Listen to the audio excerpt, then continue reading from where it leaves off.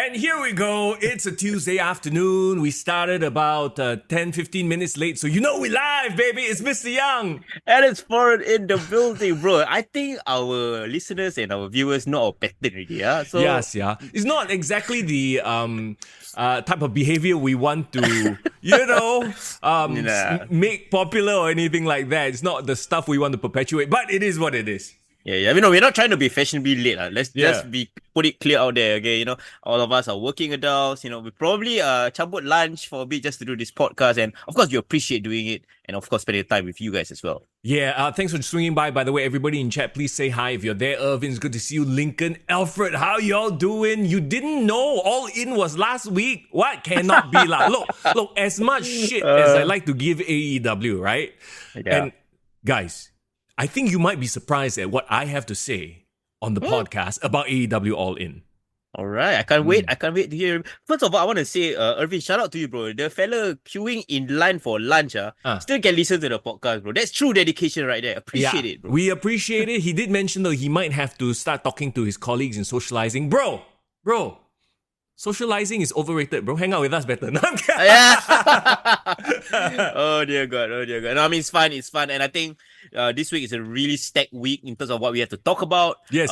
Man, and it's not just this week, bro. The next couple of weeks, we're just discussing before we go live, bro. Yeah. This AEW cannot rest, after All In, still have All Out. I don't understand the mentality, and I feel like it.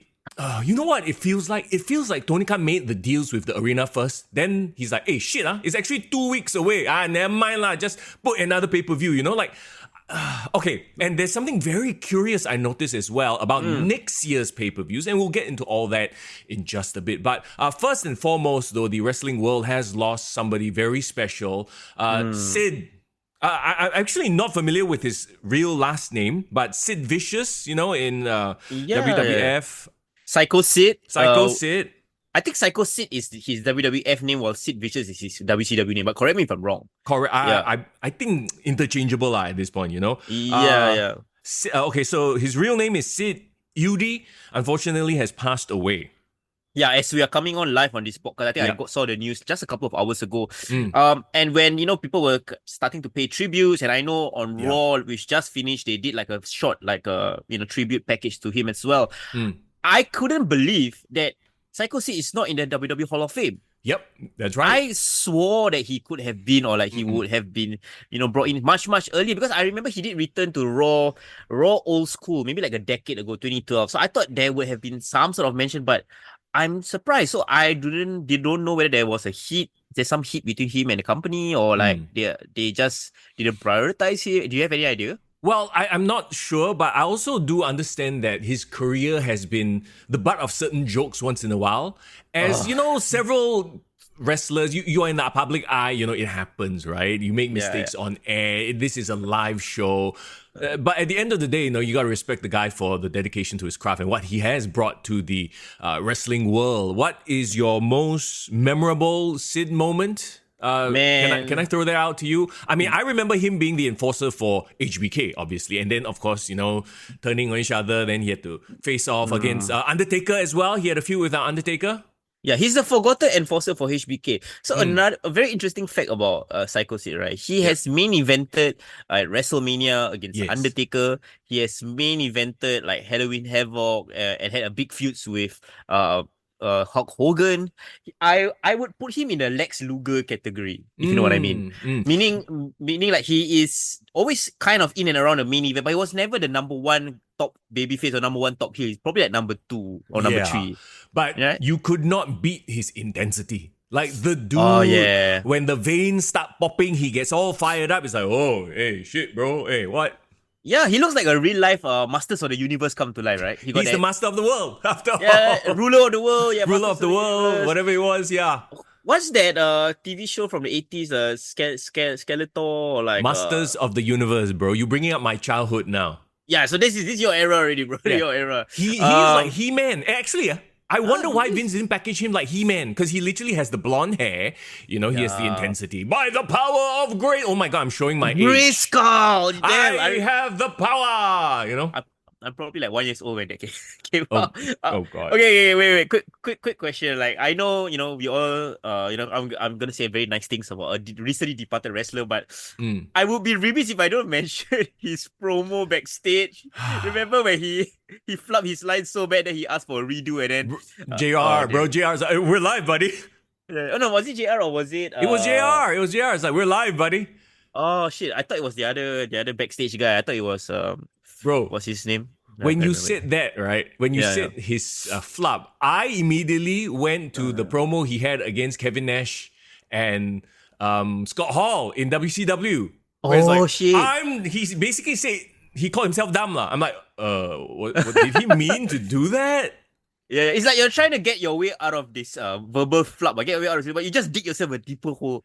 Yeah, I think, and you know what it is too, right? Because that era of promo style, to me anyway, it's like you can't really make a mistake. Nowadays, when they promo, they're more casual with it. They're talking, like CM Punk, for example, right? Yeah. The way he promos, he speaks. And if he flubs, never mind, he just glosses over it and moves on, right? Yeah. Because it's a very natural way of speaking. You're used to it. Back then, you had to be intense and you had to, really throw your voice and blah, blah, blah, blah, blah. And if you flub, you cannot go back on it, no? If not, you just look like a jackass. It's so super obvious. I get what you mean. It's like remember if you watch Wrestling with Shadows, that documentary on the on Montreal, right? Remember they had this backstage promo where all of the Hart Foundation were like going over their promos and like it's like, oh, he go halfway, he's like, oh shit, wait, repeat. Like they could do it during vignettes, but they can't do it live on TV. That's the big difference. Correct. It was just a different era of promo style. It really was.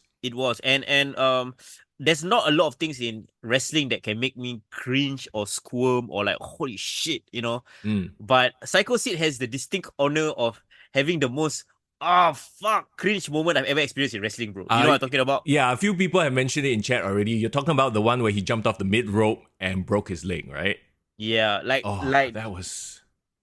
Yeah, like for me, right? Like in UFC, that has happened recently. Like you have like your corner leg break, Anderson Silva leg break, right? Yeah. But as a kid, when I saw that, bro, I was like, because the leg is not supposed to go that way, bro. Yeah, shit. And then I legitimately, if I had drank or ate too much, I probably have vomited because that is traumatic stuff, bro, as a kid to see. So I mean, he certainly battled quite a fair bit in his career, and he battled as well in his life because apparently he had been battling cancer for many years. Oh, shit, okay. Yeah.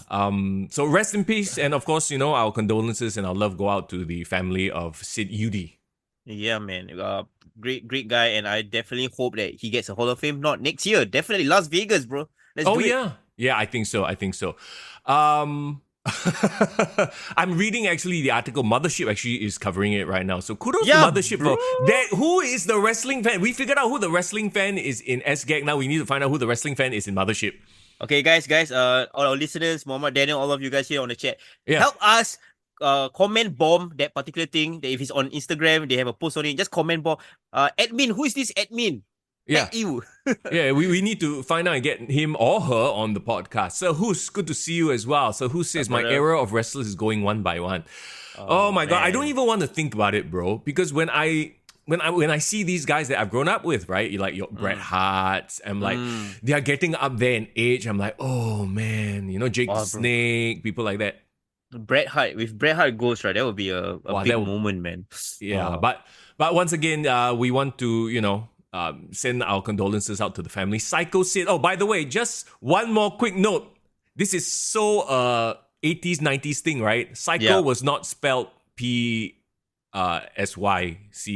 It was S-Y-C-H-O. Psycho. They purposely spell wrong. They want to help all these like people who don't know how to spell. No. It's like Hardy Boys with a Z. You know what I mean? It's Psycho with an S instead of a P. Yeah. Oh shit! I just have flashbacks of his theme song. It's like very creepy. It's really like yes. Ding, ding, ding, ding, ding. Man, good times. I mean, we can talk about him like an entire hour. I mean, that whole era because I think the new generation era. I still feel doesn't get its love. Like, yes, Yeah. it was hokey and there's a lot of nonsense characters, but there was good wrestling, bro, during that era. The new generation era really feels like the PG era in that, okay, they lost a whole bunch of their stars. Now we need to rebuild and we're starting like there's talent here, but they haven't really found themselves yet, Yeah, I get you. Like I used to buy this DVD called like 15 Years of Raw, and they talk Oh, about like the very first Raw 1993 at this weird ass arena. It's not Madison Square Garden, but it's in New York. Do you yeah. remember? Is it It the has a very Hammerstein? it's not called Hammerstein, but it was a very theater-like setup, Yeah, like yeah, it opera was. house setup. Yeah, and the craziest thing about that night was right, like you had like a main event, like you had Undertaker, you had like Tatanka, you had all these very weird characters, and then you got one time 1, 2, 3 Kid throwing out a banger against Razor Ramon, And beating like him, that was the big 1, 2, 3 kid thing, right? yeah. So like there are like all these hidden wrestlers, like Mr. Perfect was running roughshod at that era. British Bulldog, like these were really good wrestlers having killer matches. Of course, Owen Hart. Yep, yep. It's just that it just glossed over because it's sandwiched between a golden era and like attitude era. So Correct. yeah. It was the Grand Ballroom at the Manhattan Center, by the way. Manhattan Center, I remember that. Yeah. There you go. In New York, yeah. Yeah, that annoying ambulance. Who would thought that would make a great opening soundtrack for? Oh, what the hell? Hey, Scott Steiner's entrance is the siren, okay? Oh, yeah. That's a good sample. But bro, right to censor, bro. That one also cannot. I cannot. No, that one purposely that was done purposely to irritate people. Yeah, heel hit. That and excuse me is like perfect heel hit. You want to annoy people, just do that. Exactly. But once again, everybody, thanks for joining us. We have quite a bit of content to go through. But before we do that, of course, as always, we're going to give a big fat shout out to our lovely sponsors of the podcast. I have learned my lesson, bro. Mr. Yap. Learn your lesson. Okay. Yeah. Because Explain. every time we talk about Lemaq, I get super hungry, right? Yeah. Yeah, because it's lunchtime. I'm pretty sure all of you guys listening right now are watching it, are listening over lunch, and you guys are enjoying your food and eating your food. But usually, both of you and me, right, we usually right after our like we just the moment we go for a lunch break, we straight away start to do the podcast, and we never get a chance to eat, bro. Yeah. So I've learned my lesson. Before I go on the podcast today, I make sure I eat a bit of sambal goreng from Lemaq just now, bro. Are you True serious? Story. All True right, story. there you go. I ordered some Lemaq, and I can't wait to share with you guys how awesome it is. Especially if you're in the Bugis area, or if you're in Bedok, they make great, Malay, Indonesian cuisines. I keep talking about the jongkong every single week, bro. I am remiss if I don't mention it again because it's really great dessert, especially if you love gula melaka. Try the jongkong, bro. There you go. So once again, drop them a follow on their Instagram, their social media pages, lemaq.lemaq. If you're listening to this on Spotify, it's lemaq.lemaq. Of course, you can always check out their website, lemaq.com.sg, find out more about their food, the services they provide. Of course, if you want to cater for like a office, gathering, that kind of thing, they do that kind of stuff as well. Yeah. And so who's that, Alfred? Let me clarify. It's Lemaq with a Q. They also like Hardy Boys. It's not Lemaq with a Lemak. It's Lemaq with a Q. That's right. That's right. Also, we'd be remiss not to shout out our other sponsors, Singapore Pro Wrestling, SPW. Let's go. Damn, bro. I know we just a few weeks removed from their awesome show, Hardcore Island 2. But man, they have been great partners for us. You guys, if you all love wrestling, do check out one of Singapore's premier local wrestling promotions. And interestingly enough, they actually did like an open tryouts the week after Hardcore Island. So wait, they are doing it tomorrow, bro. Oh shit! It's tomorrow. Look at it right there. Boom. SPW tryouts. Do you have what it takes? 28th of August, Wednesday at 7:30 p.m. You can, check out the QR code here, or you just go to their Instagram page to find out more details, lah. Bro, are you tough enough? That's the question, bro. Oh my gosh. I don't know if I'm tough enough to get slapped and chopped by Andrew, lah. And then Butcherman also chop, and then Aiden Rex might stretch you out. Oh man, I mean, for some Japanese guys, that's they pay good money for that, bro. Okay.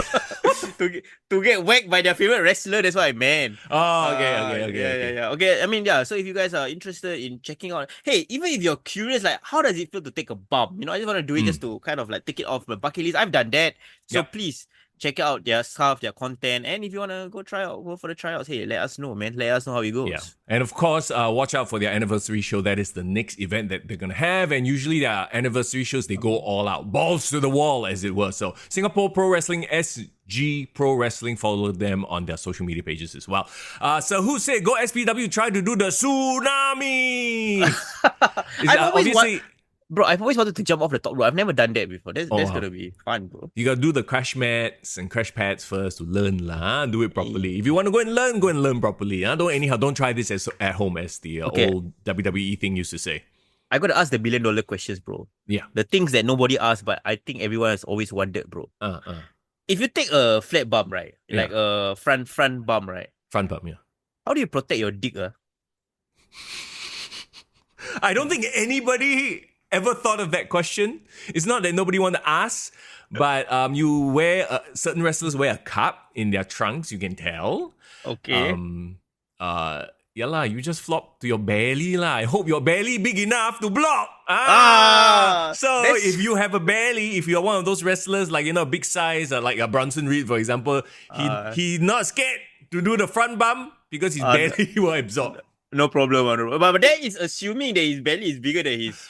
Walao, I mean, I'm just trying to imagine the physics of it, bro. Like, bro, nobody is wrestling with their heart, okay? Unless you're talking about some weird Japanese wrestling. That one then maybe have. I've seen some weird ass clips, okay? But bro, hear me out. This is how I segue back to a promotion for SPW. So, if you want to find out how it really feels like, you've always been curious on how I take a front bump without that thing getting hurt, go check out the SPW trials, bro. Okay, I don't know if that was what they were promoting, but sure, okay. Front bumps, how not to smash a dick. Yeah, let's go. That's the true $1 million questions, yeah? Okay. I feel like then we are... Because you asked that, right? Then I also need to ask the other question. Then how do the lady wrestlers take a front bump?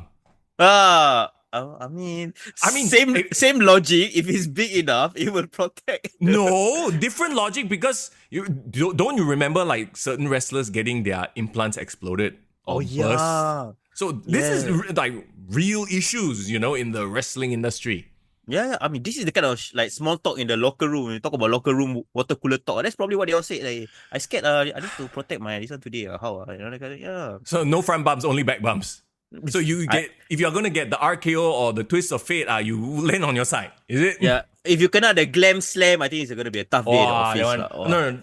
Oh, that one is. I'm not say easy, but that one is quite obvious how they protect. They do this when they fall down. They don't fall flat. They fall on their forearms, right? Look at us pretending to know how to take all these bumps, like the coaches that we are. Go to SPW's tryouts and learn for yourself. There you go. That's what we're trying to say. Okay, let's. Okay. Let's very elegantly move on. Yes. Speaking of local wrestling, I think I would be remiss to not mention over the past weekend, over on the other side, over at Grapplemax, they actually had their first weekend debut at the Singapore Night Fest for this year. Yes. With their incredibly innovative show, Heritage and Headlocks, right? That's what it's called. Yeah, and you managed to swing by and check out the action.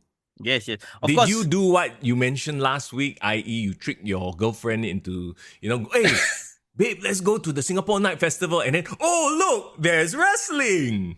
Bro, Mr. Young, as always, I always do God's work, bro. You know that, right? Not only did I manage to convince my girlfriend to go and watch with me, I managed to go convince my girlfriend's mom to watch it. Wow! Oh, next level, I sealed the deal, bro. No lah. So basically, yes, it was actually the mom's idea. She said, hey, I want to go check out Night Fest. Can you bring me along? So me and my girlfriend would be like, oh, okay lah, can lah. So she like basically, what do you call it? Third party our date. They call it lamppost. Lamppost, is it? It's okay. At the end of the day, this type of thing, you get in the good books of the mom, you win for life. Yeah. But she's cool. She's like those like hip young mom, that kind of vibes. So she's like follow us along, and then so apparently, if you didn't know where exactly the Grapplemax ring is situated at, it's actually at Cathay Green. So Cathay Green is that piece of land right in front of like the Grand Cathay and SMU, and they convert it into a closed-off area called Wonder World. Okay, so here's the big misconception. Okay, so when I was walking from SMU, I heard, of course, I could hear Smart Dave's Raw, and I could hear Sean Riggs like announcing like, oh yeah, Grapplemax is definitely there. Yeah. And as I was at the traffic light, I was crossing, I saw like a bunch of people kind of like surround the ring, right? On the gates, and there was like an entrance there. So I thought, okay, I just go in and walk in.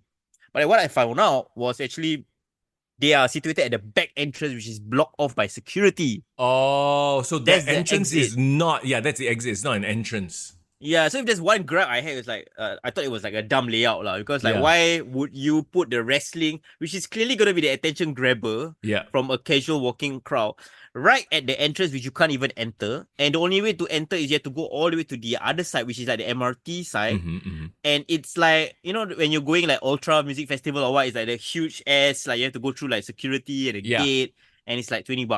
You know what I mean? Maybe that's the point. They make you see the happening thing there. You're like, hey, I want to see. Then they force you to go all the way around, pay your entrance fee, walk by all the other rides and, you know, things just to get to the thing that you wanted to see. So maybe there is some logic to this. Yep, maybe. And of course, you buy it so you can get the tokens, and basically the tokens entails you to enter this so-called like 1950s, 60s recreation of like an old-timey amusement park vibes. Yeah. So that's what they're going for, right? Yeah.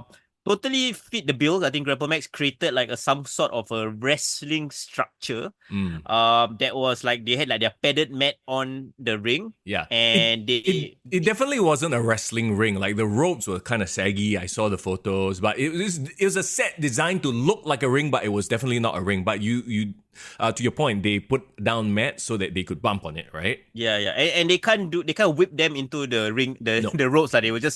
They will just roll over. Yeah, the ropes are for decoration only. Yeah. And is it a 4-sided? It looks kind of like a TNA 6-sided ring, almost like a hexagonal style ring. Okay. I'm not saying that they have 6 sides, but like the structure is like hexagonal, but like the mat is like 4-sided. I guess. Very interesting setup. So that's the thing that kind of caught my eye. And also of course, there's also that narrative. So that's why we were discussing in the Patreon, right? Like, how do we grade this show? Because if you want to grade it purely for its wrestling match, you can't. Yeah. It's because it's theater. I mean, wrestling is theater, but this is more theater than pro wrestling as we know it. Yeah, so I would say it's 80% a theater show, 20% wrestling. It's still interesting and definitely worth watching, but I don't think we should be including this into the ratings. Do you? Nah, I think it's a disservice to them, because like, while the wrestling moves are great and all that, but it's really character driven. And we talked about it on last week's podcast with Greg, right? Like, it's, if you play Mortal Kombat, it's all the cutscenes that leads to the fight. Yeah, exactly, right? So the story or the narrative serves the action rather than the other way around. Yeah. But if I do have to give a shout out, I watched on the first night, so opening night. It was raining, so I was like, a bit worried. Like, are they gonna still go off the show? So they started off the show a bit delayed. Was joking with like Greg and a bunch of them, say like, this is like WrestleMania 37. You know, like Samoa Joe with the poncho. So they started it off, and Dave was like a crowd favorite. He had all the kids cheering for him, bro. Was he because there's supposed to be one ape and one younger man. Yeah, so he was the older gentleman. Yeah, he was the old uncle, like, I think fighting over the fact that why the hell is my coffee 70 cents and these young Gen Zs are trying to sell it for $7. You crazy, you know? Yeah, and I could literally see people in the audience like nodding their head. What the hell? What's up with all these $7 shit, man? That's terrible. So he was the face, Yeah, he was the baby face, which is so funny. We are trying to keep a hold of his traditions. I think SP did a great job as his like second-hand guy. And then, bro, remember months ago at the start of the year, we were talking about like, Bun needs to show some sort of personality, remember? Bro, I take back all my words, bro. He has already achieved the aura. Plus 100 aura, because you know why? He dressed up in like very 2000s Chris Jericho shiny jacket shirt. Yeah. And somehow, halfway through the show, he did a dance break and did a rikishi, bro. He did like a full-on 1 minute, 2 minute like dance routine, bro. And I was like, bro, this guy... Bro, hang on. Is this his John Cena moment? Is this his transition from ruthless aggression to rapper thugonomics, doctor of thugonomics, John Cena moment? Because it just takes one. It just takes one event, right? Like, we all know John Cena's story. Bro, maybe it's less John Cena and more like Slim J, his assistant. Who is Slim J? Remember that he only was with John Cena for like just a cup of coffee. Remember the Royal Rumble 2003? He was like his hype man. I think he was like the B2. Is it the No, Bull yeah, Buchanan? I remember B2, but I don't remember Slim J's. Yeah, oh my there god. was one skinny ass fellow that nobody remembers, bro. That's Yeah, exactly. See, I'm googling this shit right now. yeah. Just go Slim Slim J and then J. John Cena or something like that. You probably something might pop up. Wait, hang on. Is he a wrestler? Yeah, I think so. He will. I'm looking at an article that reads Slim J addresses AEW release. He was in AEW. Oh my god, okay, that's a newer wrestler. Oh, that's not the same fella. Is he the French, the Parker Baudreau or something? I have no idea. You know what? Let's not go into this rabbit hole because we can tell nobody in chat gives a crap. Bro, okay. You know what? Let's ask somebody who was actually there as well. Div Royalty, what's up? I know you're in the chat right now.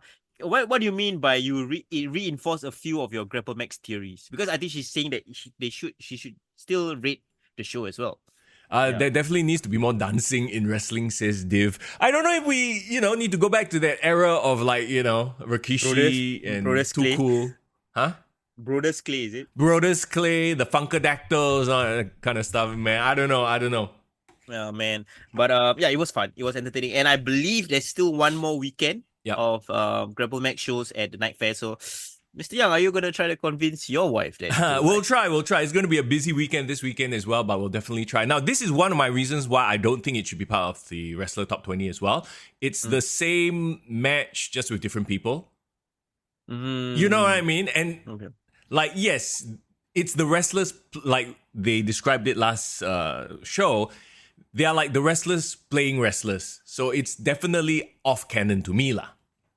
It's like if you want to grade the Miz's wrestling skills based on his acting in the Marine and action skills. No, that's a great way of putting it. It doesn't. No, he doesn't. That doesn't count. Okay. Yeah. Okay. Fair enough. But of course, Div, if you want to, share your thoughts on it, I'm more than happy to kind of publish them as well because it's really an interesting, innovative way to use wrestling as a medium, and I think with more collaborations like this, it normalizes like wrestling. Yeah, wrestling is in Singapore. It's a thing in wrestling. You can watch it, So it's great. It opens yourself to new audiences and new eyes. Let's not forget, January 2025, Raw goes to Netflix. Bro, all this is going to be... our fandom is going to be so like justified.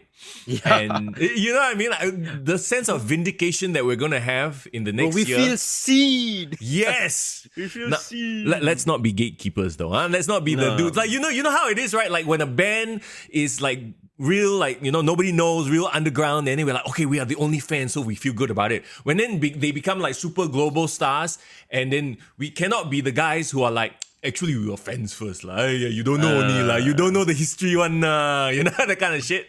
No, I think wrestling fans are different. Wrestling fans are not those like highbrow Star Wars fans or like, whichever fandom where they are like, wow, you don't know this comic book / backstory. I'm going to stop you right there.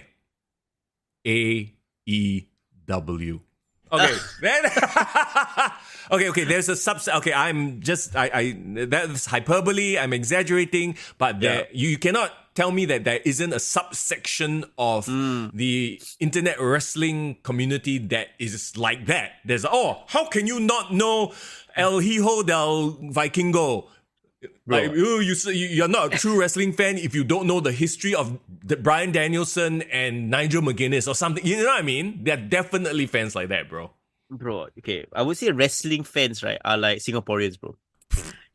Here's my analogy, bro. And tell me whether you agree or not. We will shit among ourselves on the problems, right? But if got one outsider come and say, hey, I actually like your wrestling, then you're like, oh my god, thank you so much. And it will be like the biggest welcoming, ambassador for the thing, bro. You know what I mean? Yeah, exactly. It's like Singapore, bro, don't give a shit about whatever we do. Suddenly some outsider say, hey, actually your football quite good. Oh yeah, Singapore Premier League, I love you. You support. That's true. Tovakin, welcome, man. Tovakin says, as a Star Wars fan, I feel attacked. Oh! Bro, tell me when I'm telling lies. That's all I have to say. No lah. The truth is, every fandom got gatekeepers. For sure. Yes. It's more about people being insecure than it is about the sport or the medium or the comic or whatever. I agree. And there's also probably a portion of them who have that thoughts that like, this is their thing. They don't want other Yeah. people to make it their thing. You know? To me, that just shows me that you need to go and expand your horizon and get into other things. You know what I mean? Like, okay, I understand that you're very passionate about one thing, but I feel like sometimes people get so locked into one thing and it becomes their entire personality that, logically, you're like, oh yeah, you will feel attacked if suddenly other people are entering that space and taking that knowledge, quote unquote, right? Yeah. For some reason, when you say you need to expand your mind and horizon, I thought of RVD, but I don't know why. No, we love sharing wrestling as we love sharing about comic books and Marvel and whatever, so Yeah. So it's gonna be fun. It's gonna be, I think all of you guys right now, you all like listening to this podcast, you guys are in the know right now, right? Yeah. You are there right at the age, right before the blows up. The whole tsunami comes in, So Tovakin says Singapore football actually very good. Said no one ever. Excuse me. The Chinese fans who donated money to Hassan Sani beg to differ.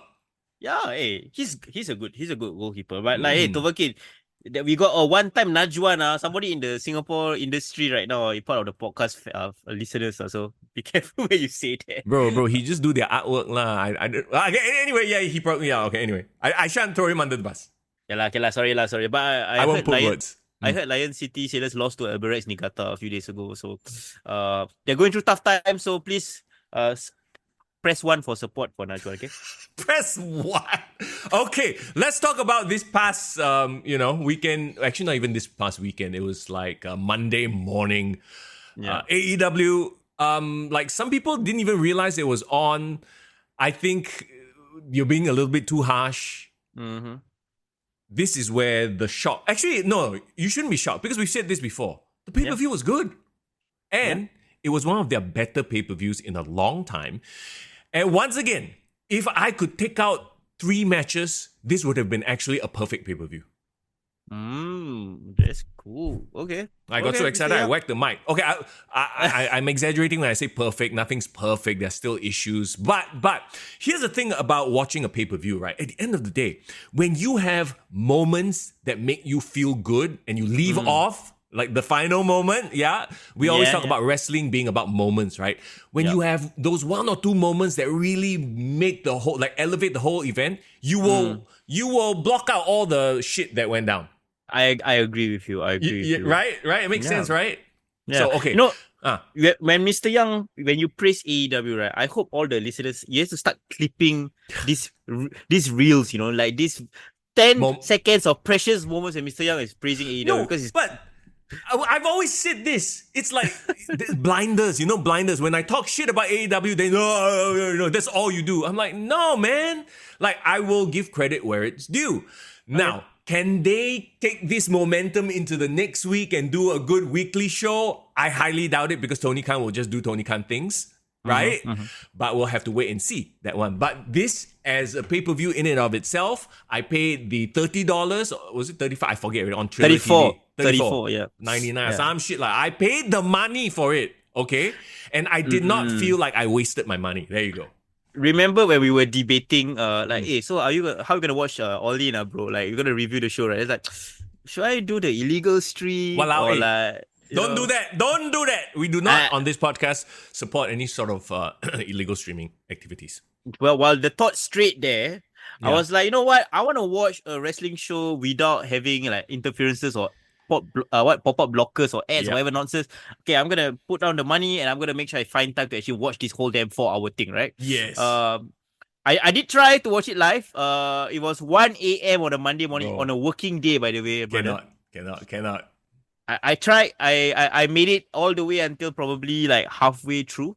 I think I can remember distinctly. I decided to go to sleep the moment Young Bucks appeared on my screen. I remember that. That was a good choice. And then I continued the second half, like the next night. So overall, maybe just off the bat, I would say that to me, this is my favorite AEW pay-per-view of this year. Same. I agree. Yeah. I can never, like, if you ask me to compare it against the WWE pay-per-view, now here's the thing. Now I'm going back heel. I don't think I could ever pick an AEW pay-per-view over a WWE PLE for the simple fact that WWE PLEs respect my time. For the simple fact, I am a busy man. I am a working adult with responsibilities. But you know what you I mean? are. You are. Well, we all are, right? And that's the thing. To me, it's like I have to separate like my fandom, like wrestling fandom, from me being a regular person, having to do regular people things, which is actually the majority of people who watch wrestling, right? Yeah. And like, I get that, oh yeah, as a diehard, you want 4-5 hours of content. But as a person with shit to do, no. 3 hours, like everything is simple to digest and it gives me the moments, it gives me the feels. Okay, that's great. So to me, I will never rate an AEW. I almost have to rate it in a separate category. I get you. You're grading it on a curve, lah. You would say Yeah.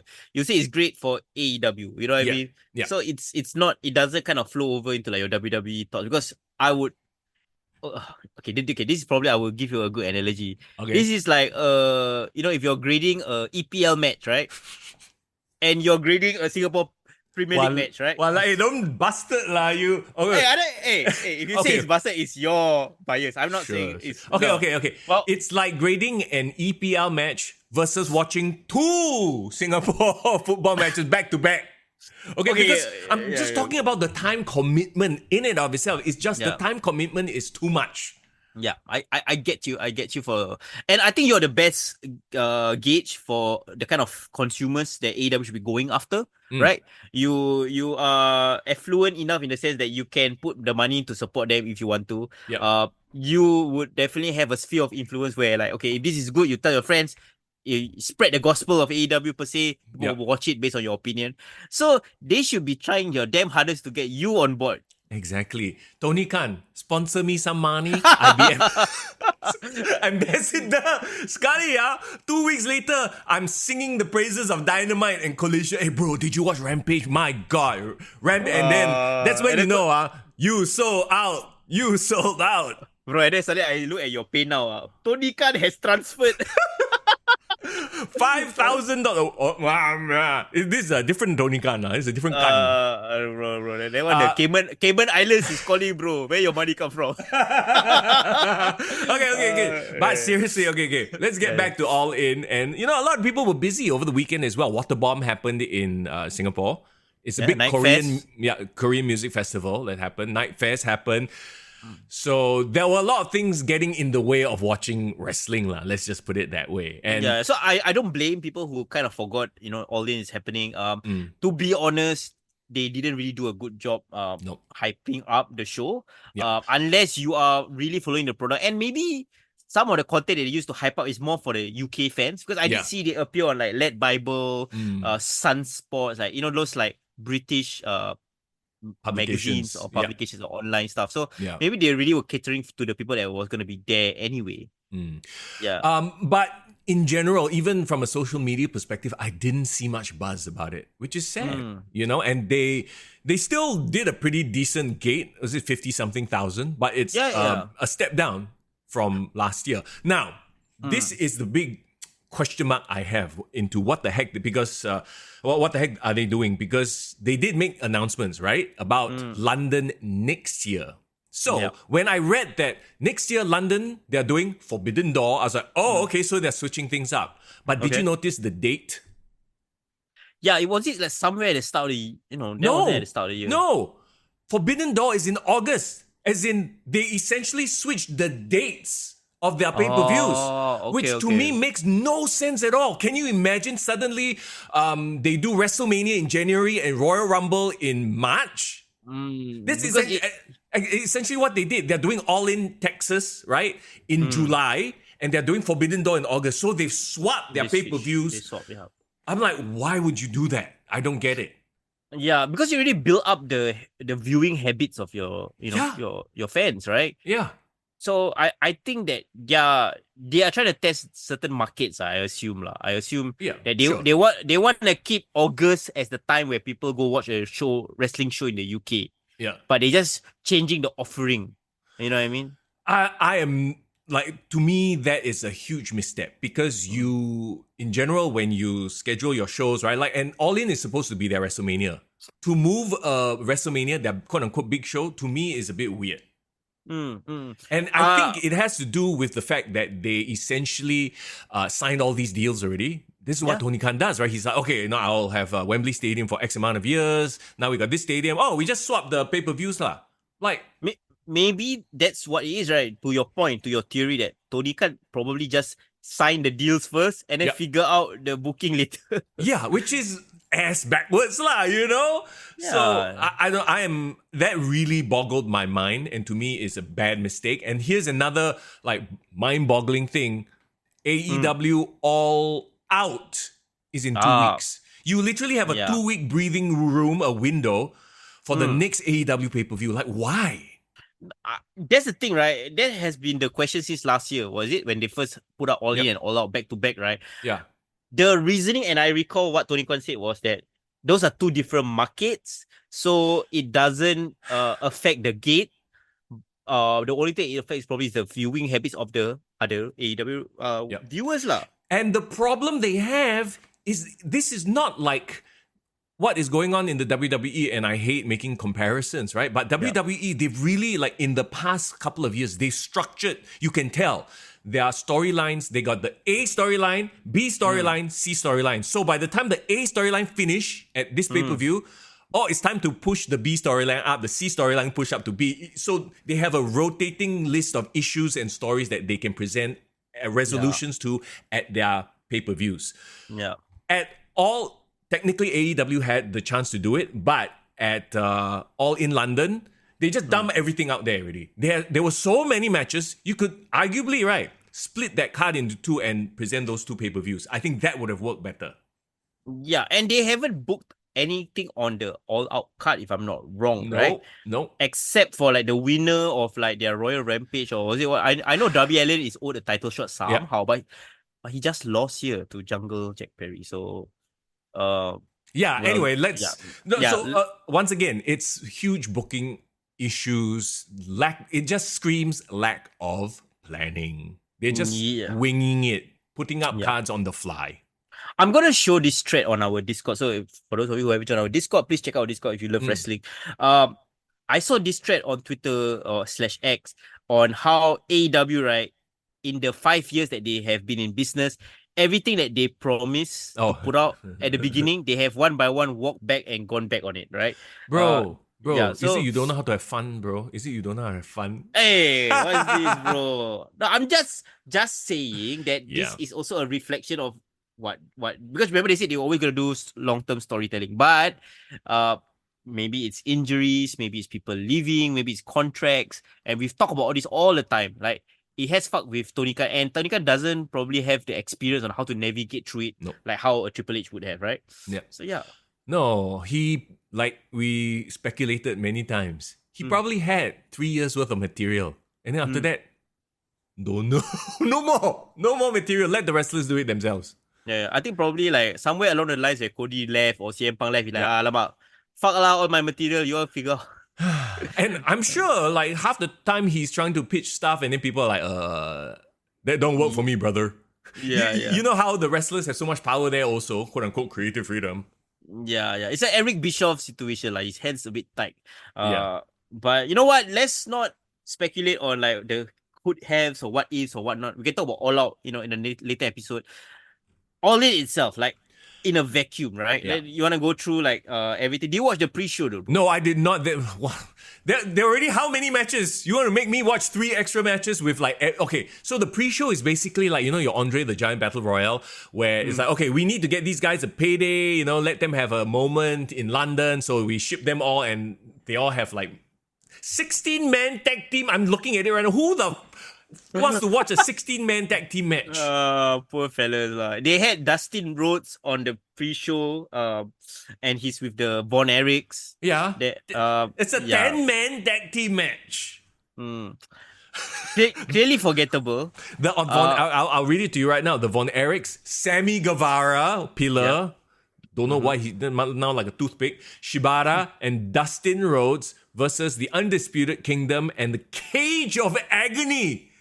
That's the name. Oh, What happened to the Jesus. Gates of Agony? They changed the name also. No, it's the Gates of Agony plus Brian Cage. So Cage of Agony. Alay, bodoh. They're just smooshing names together, bro. Anyhow, It's like what? Samoa Joe and Hook that time, was it? Hook Joe? yeah, I don't know. Some funny combination. Okay, whatever. La. Or like Hookhausen. Hookhausen. There you go. Thank you. Hook and Danhausen. Willow Nightingale and Tomohiro Ishii versus Statlander and Stokely Hathaway. That was a match. Yeah. I actually watched this match, and again, if it had been Statlander and Willow just one-on-one, it would have been a great match, because it was every time they came on board. Yeah. But one thing I have to mention, damn funny, bro. Toboro. Toboro lah. Ishii. Yes, Ishii.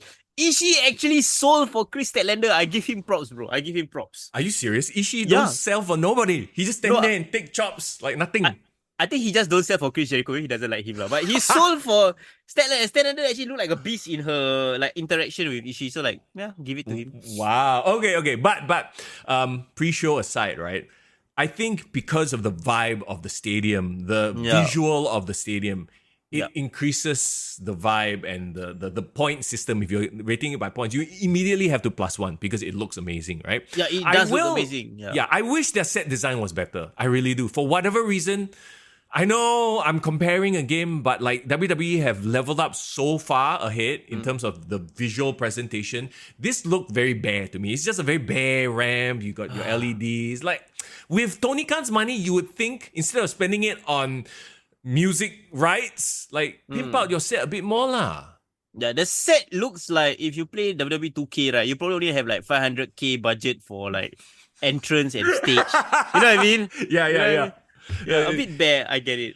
Yeah, and okay, as much as, and I think maybe what it is we've been spoiled by the WWE because their production packages, again, on another level. I'm not saying AEW's production packages before each match was bad. I'm just saying it lacks something. Now, you know what I mean? You've seen the better one, you can't help but compare now. Yeah, I get it, and it's okay. Again, we have to grade it on a curve, right? Like, to me, what made it bare wasn't actually like the tent or like the ring or even the stage. The stage, all I still feel like serviceable because we've seen Wrestle Kingdom also have something similar. It looks okay. It's just that for some reason, the ramp, right, when they design it, they like gave up halfway and then got cement floor. You saw, right? Yes. So I'm like, why? Why didn't they at least wrap it up nicely so it's like one nice black, ramp way. Yeah, it's like halfway, they just dump a mat on top of the cement. Like, what's going on? Yeah. So like that, I thought that was like a choice. Like they purposely made like a cement, or like maybe when I just joined halfway through the show, right? Like somebody ripped out the cement or something. And I was like, no, they just gave up lah. They never covered up the cement. Usually what WWE does, when they have the black ramp, they actually put carpet or like they put like black carpet around the side so it looks like a full color scheme, right? Yeah. This one they just I'll just put one long black carpet thing and then that's it. Give up already. They need a better set designer for that lah. Yeah. And whoever is in the truck as well, I don't know if you noticed production wise, like the cuts were really bad. Some of them, literally, they cut to non-happening things. When the action is happening over there, they cut to a different shot. I'm like, what are you doing? It was very disturbing. Yeah, I saw on the chat just now. One of you guys also unhappy at the fact that they brought back Jamie Hater after over a year away. Yeah. Back on the pre-show, bro. What's up with that? Didn't she piss somebody off? Saraya. No, sorry. Saraya? No, she had a falling out real life with Britt. Yeah. Yeah. Well, I mean, it's not. We don't know for sure, but knowing how did this place supposedly supposed to be the haven for your wrestlers, right, become this like cesspool of clicks? Maybe. And somehow WWE is the place that is all professional and everyone's shaking hands and doing business. It has been proven that you can't let the inmates run the asylum. Probably that's it. There you go. Bro, that is exactly it. But, okay, all that aside, we kick off with the four-way London ladder match for the AEW World Trios Championships. You got it, bro. You got it. I can't believe you're gonna skim over the fact that Jamie Hater actually interrupted Saraya. Do you remember that? Oh no, because I didn't even I don't care. Yeah, Saraya is so not relevant right now. the funny thing was Saraya came out with her family and said like, I can't believe last year I actually won a title and this year I not even on book on the match card. This is I'm gonna hold up the event until somebody gives me something to do, and then Jamie Hater came out and beat her ass. So Okay. So that was the whole thing lah. yeah, it was. But again, like, did it warrant an appearance on the main card? To be honest, no. I think Jamie Hater doesn't. Not that she doesn't deserve to be on the main card, but like that particular segment, it feels like a pre-show segment lah. Yeah. Well, I mean, Jamie Hater just wanted a hometown pop law. You know, it's just a moment, right? And Tony Khan, he will not say no. He will give. He's such a giving person. He gave everybody a payday by having like multiple men. Like, this is like beyond the freaking Andre the Giant Battle Royale. This is like 16-man tag team match, 10-man tag team match, mixed tag match. Like, just spamming his entire roster. He brought his entire roster to London. Bro, it's just an indication that they are too bloated of a roster. I think you can cut 16 people from that entire event, right? No one will miss them. No, that's the honest truth. Bro, more like 50. Anyway, okay. We kick off with the ladder match. And the problem with ladder matches has always been, even a 6-man ladder match is really, okay, it's a lot going on. It's very hard to pay attention. Now you have multiple teams. Basically, you can't even rate this as a wrestling match. It's just like you rate the moments, you rate the bumps, and that's it, right? Yeah. And also another weird thing is like they had like a mystery tag team, right? To me, the payoff wasn't worth it being mystery tag team. Like they could have just announced it was BCC and Park. You know what I mean? Yeah. Dude, whatever. Like at this point, I'm like, I was about to ask, do they have history? But who cares? Who cares if they have history? It makes no difference. The story was Park was supposed to be on last year's All In, but he got injured. He had like a life-threatening injury. So this was like a bit of a redemption for him to appear in front of his hometown. That's the story, right? The link between BCC not there, to be honest. Because Death Triangle is a separate thing, right? When Park was joining with Wheeler Yuta and Claudio in this match, and I had no contact, I haven't watched AEW for a while, right? I was like, where's John Moxley? Oh, where is John Moxley? Right? Yeah. Can anyone in the chat give us an update? Is he injured? Is he like not available? Or he needs a break.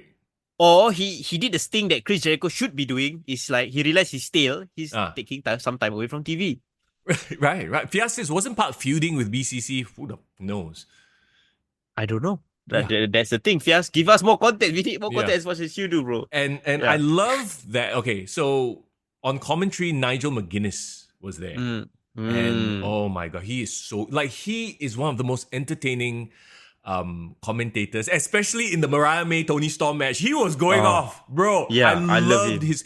Get rid of Tony Schiavone. He is beyond useless on commentary. Add anything to the commentary, to be honest. He makes the dumbest, like, I'm sorry to say this, but he makes boomer comments. You know, like something amazing happens, the other two commentators react. That was great. Like, what? You know, like he just jumps in to say stuff that doesn't add anything to the commentary. He does not need to be there anymore. Yeah, he does bring the commentary down, because I tell you, I feel Taz is very quick-witted, right? Yes, very.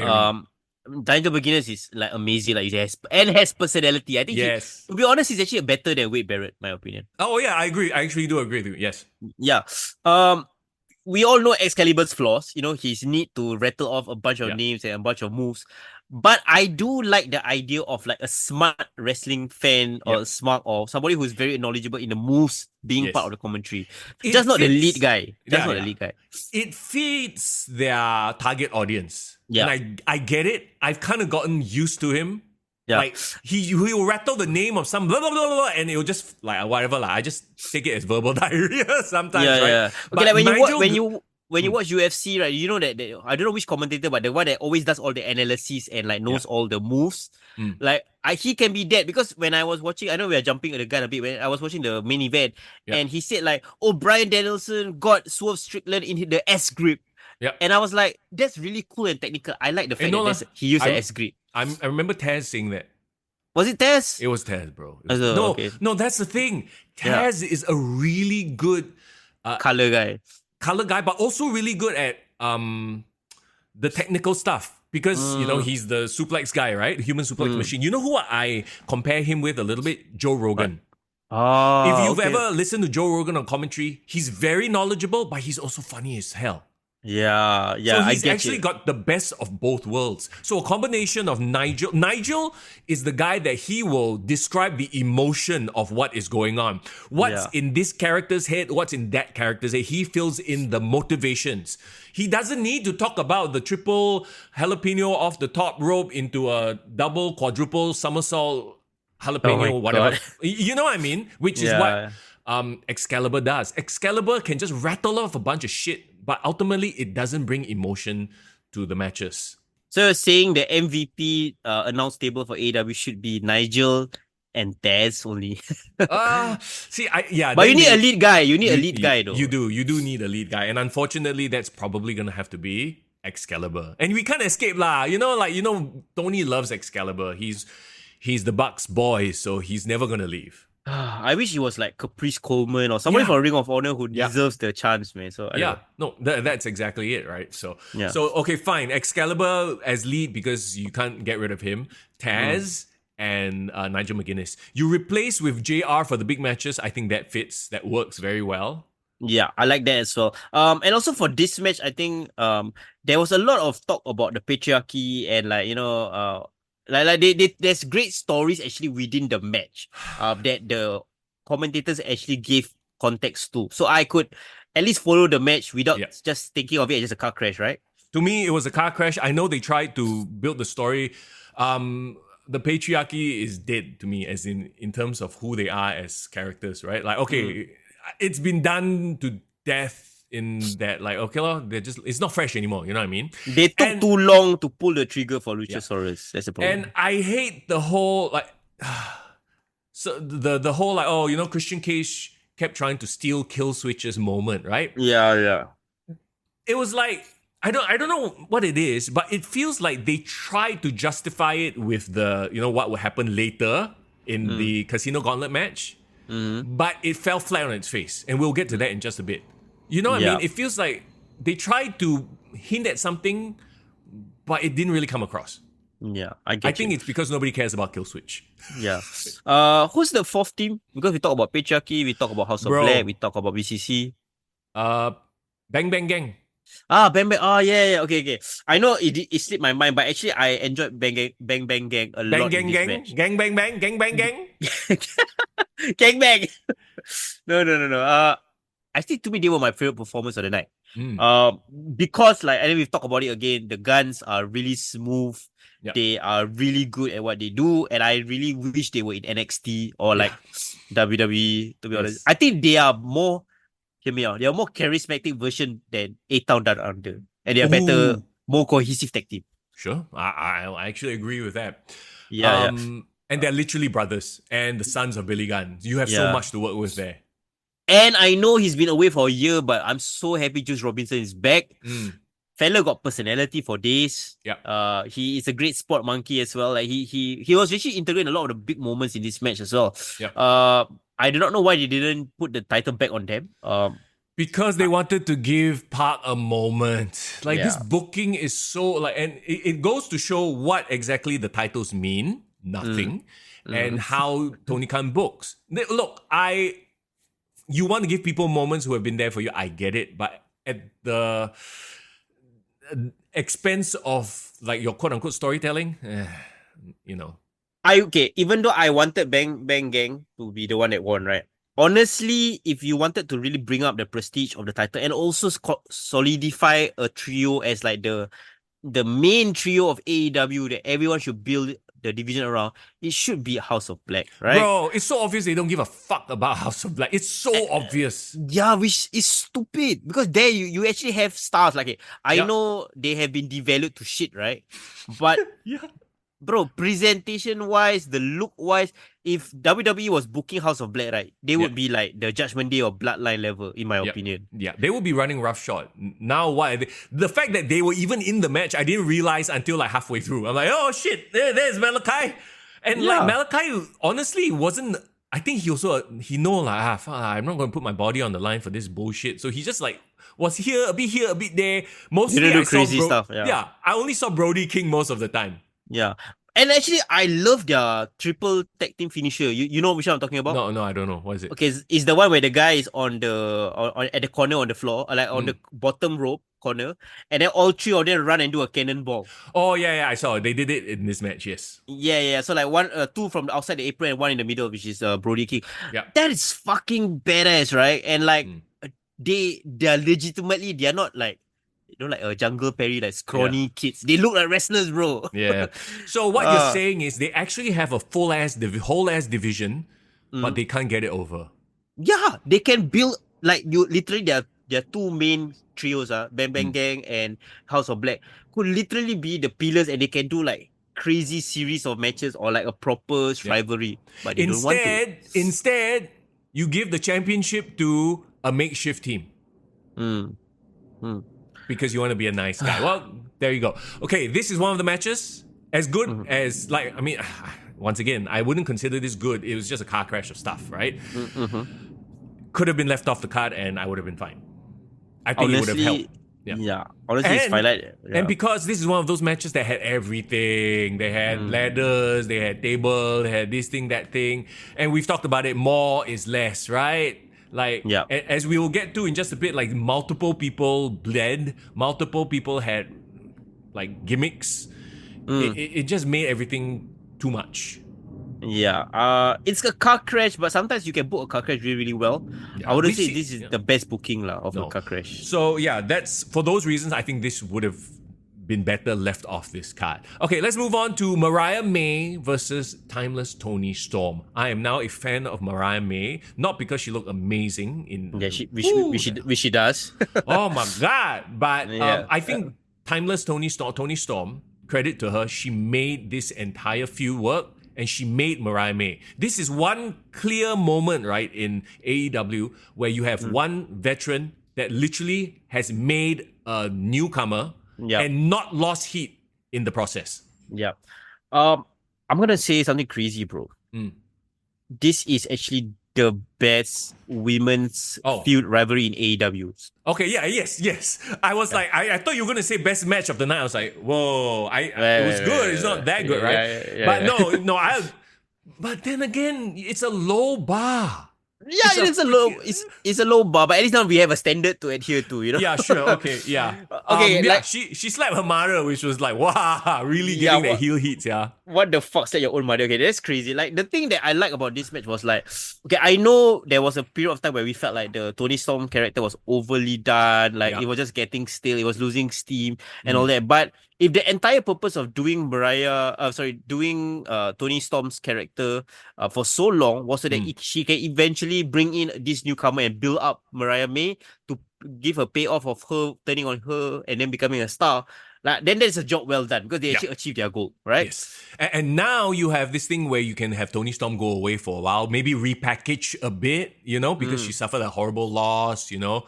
And she's another one of those wrestlers, like, even after the loss, you know, she maintained her gimmick all the way up the ramp. She was doing I was like, okay, you gotta give her props for that, you know? Most people, they be like, okay, fuck, I just walk back already, see already. And no, she kept the whole gimmick all the way through. Bro, girl went all in in her character. That's what I gotta say. Yeah, she did. So my favorite moment was actually when she was she lost already, right? She's still doing the waving on the floor. I think this match, as with a lot of matches, might have gone on a little bit long. I think it would have been better served minus 5 minutes. It was 15 minutes. You take away 5 minutes, I think you could have told the story better, because I don't think Mariah May is on Tony's level, or I don't think as a performer. As a performer, yes. As a wrestler. Yeah. Okay. Like in general, I feel like WWE women wrestlers are better trained. I see. So because Mariah May came from Japan, right? Yeah. So I think that this could have been a shorter match and it would have done the same. But don't take anything away. I think they did exactly what they wanted to do and they created a star in Mariah May here. Yeah, I think one thing about Mariah May that makes her feel like a star, it's not just like her overall look and package, like, because she can be like Tiffany Stratton, probably has the same thing, right? Yeah. But what sets her apart from a Tiffany Stratton at this point in time, or maybe because this is maybe a kudos to AEW. AEW allows the women to push the violence on each other, right? Yeah. So the blood. Are we gonna get to the blood? Yeah, Was it necessary? I would not say it was necessary, but for the story and to the point of why I said like Mariah may actually really showcase a vicious side to her character in this feud. Whether it was the initial turn where he bloodied the shit out of her, or like just her being this crazy character that can deliver violence on Toni Storm, her own mother if need be. Like that's the thing that elevated her to make me feel like okay, now she's gonna be a threat in this division, right? Yeah. I wouldn't say it's necessary only because I feel like Toni Storm could achieve the same thing just purely based on that emotion at the end of the match. Remember when she had the heel and she could have used it to attack, but because she like and the commentary did a great job here, kudos to them. They say like he loves her too much. She was her, someone that she mentored, someone that she cared about. She just couldn't bring herself to do it, and that cost her the match. Yep. Yeah. So I thought that was great, lah. Yeah. So I didn't think the blood was necessary. Once again, if you're gonna have one match have blood, make it the main event. Make it the match that matters. That it's literally a blood feud. Maybe not even the main event, but make it the blood feud. And I don't know if this was the blood feud, but it could have just as well been told without the blood, I thought. Yeah, and I think looking ahead, I feel like the whole division right now with Mariah, it's like a newcomer, right? They're just making her, right? So it's gonna be interesting to see whether she can continue that level. But what I would say is Toni Storm really has elevated this feud, and I'm so happy to say that the women's matches, I enjoyed the women's matches a lot because I was looking forward to those matches because of the way they built up those feuds. Those feuds were actually well built up. Mariah May and Toni Storm in this last 1 month really shifted the feud to another gear. So I really enjoyed it. Hold on. You're saying that they told a story? Yeah, they did. They did. Shocking, right? For AEW. Oh my god, stories work. So yeah, anyway. Mr. Young can't give props where it's due. No. I am. I am exactly saying that. They need to tell better stories, not just one. This is just one person, and more than likely it's Toni Storm taking the lead here. You know what I mean? I think Mr. Young more of like you are just trying to tell AEW that you see you should have listened to me all along. Yes, you're justifying my point. Exactly, right? Yeah, got you. So don't just let the model employees do good work. Make good work a mandatory thing all throughout. Crying out loud! Oh my god. Anyway, now you know what's gonna happen. Okay, I don't want to be the negative Nelly, but I have a feeling, right? Mariah May is made. Now she's a quote unquote a star now, made by timeless Toni Storm. Who the hell is going to face her next? And can they tell compelling stories post Toni Storm? Because I'm going to assume Toni Storm takes a break after this. Or maybe she doesn't. Maybe they come back and do the feud again. But I assume like who in the interim is going to step up to Mariah May and going to make this interesting? Literally, there's nobody I can think of. Okay, I know who I want, but I also probably have a clear idea who they would push. Okay. Who I would want is Willow Nightingale. Yes. Because Willow Nightingale, not only can they put on a great match, but they can literally be a great story, right? Like the beautiful girl who's evil and the blah, glamour, blah, blah. The versus glamour. Someone who's more common, quote unquote. Yeah, it writes itself. Yeah, and she is a great natural babyface who people generally root for. So it's a great heel babyface dynamic. I think that would be my idea. Of course, Willow needs to get over this Chris Statlander situation lah. Who I think they will push, and it's gonna be a safe choice for them. Thunder Rosa. I think they're gonna bring Thunder Rosa back into prominence or relevance or whatever it is. And there you go. And that's how Mariah May loses all her heat and becomes an afternote. You know what I mean, right? You know why, right? It like makes sense for AEW to bring back. And that's why I feel like wasted. Yeah.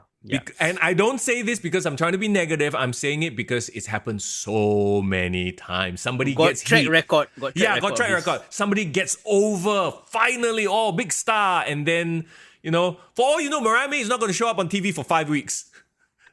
Okay, I don't think it'll be that bad. But you know what I mean. Like, anyway, we'll have to wait and see. Now, let's move on to the exact opposite of what we just talked about. Okay. We just talked about a veteran putting over a talent while still maintaining their heat. They've elevated the young talent, right?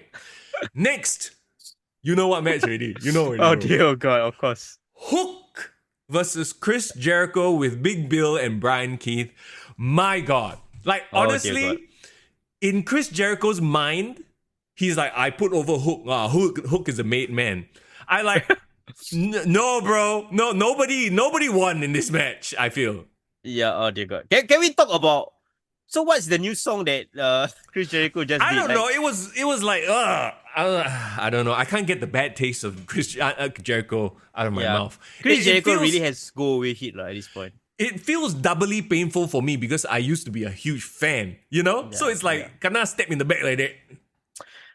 I cannot when he go out into the ring, right? He was like, "Hi guys." Okay, thinking that's like the coolest thing ever. I don't know, bro. No, but I get that is what he's going for. Thanks, guys. Like, he's trying to be the oblivious Karen heel, you know, a boomer. When he records his videos, he'll have the boomer pause. Yeah. Hey, guys. Like, he's trying to piss off the Gen Alphas and the Gen Zers. I get it. But you're really pissing out people off. As in, you're just not entertaining. He really needs a filter lah. He really needs a boss that says like, nah, that's not a good idea, bro. Can you give something else? Yeah. And Tony Khan is absolutely not that guy, right? Yeah. This match had all the bullshit, got cricket. Okay, like fine, cricket ball, cricket bat, because they're in London. I get it, right? Yeah. And of course, I appreciate that they have a hardcore division. So I guess FTW is their hardcore title. Sure, okay. I mean, it was cool that Taz came out and did the Taz mission. I mean, that's a moment, right? Yeah, that was cool. But the thing is, right, Hook has been there, 3 years? Yeah. Going on 4 years. He has been in this FTW title picture, and I think it's great that he has kind of elevated that title. But it's a nothing belt. It is not technically even officially recognized by AEW, and they have so many belts, right? Yeah. How is Hook gonna go up to the next level if he's still gonna be winning this and gonna be staying at this level? Yep. He's stuck. He's literally stuck at this fantasy title level. And do you feel like, you obviously know my feelings, do you feel like Hook beating Chris Jericho at this point elevated him? If he had beaten 2019 Chris Jericho, bro, he made man. Yep. Made man, bro. Yep. Right? Yep. Now no. Now like no one cares. And what was really even stupider is you got Big Bill, you got Brian Keith, so you got 3 people cannot beat one scrawny teen. I mean, not scrawny, but you know what I mean, cannot beat one teenager, right? Yeah. Like, it makes Big Bill look bad. It makes Brian Keith look bad. Like, the whole idea of Bill and Keith being with Jericho is to elevate them also. Honestly, Jericho has brought everybody down. Yeah, that's the worst thing. Like, he didn't elevate any of the 3. He brought down all 3 by association with him. He's literally the opposite of what Tony Storm did in the match prior. I was watching this match going, what the hell am I even watching? This is just crap. For comparison's sake, right?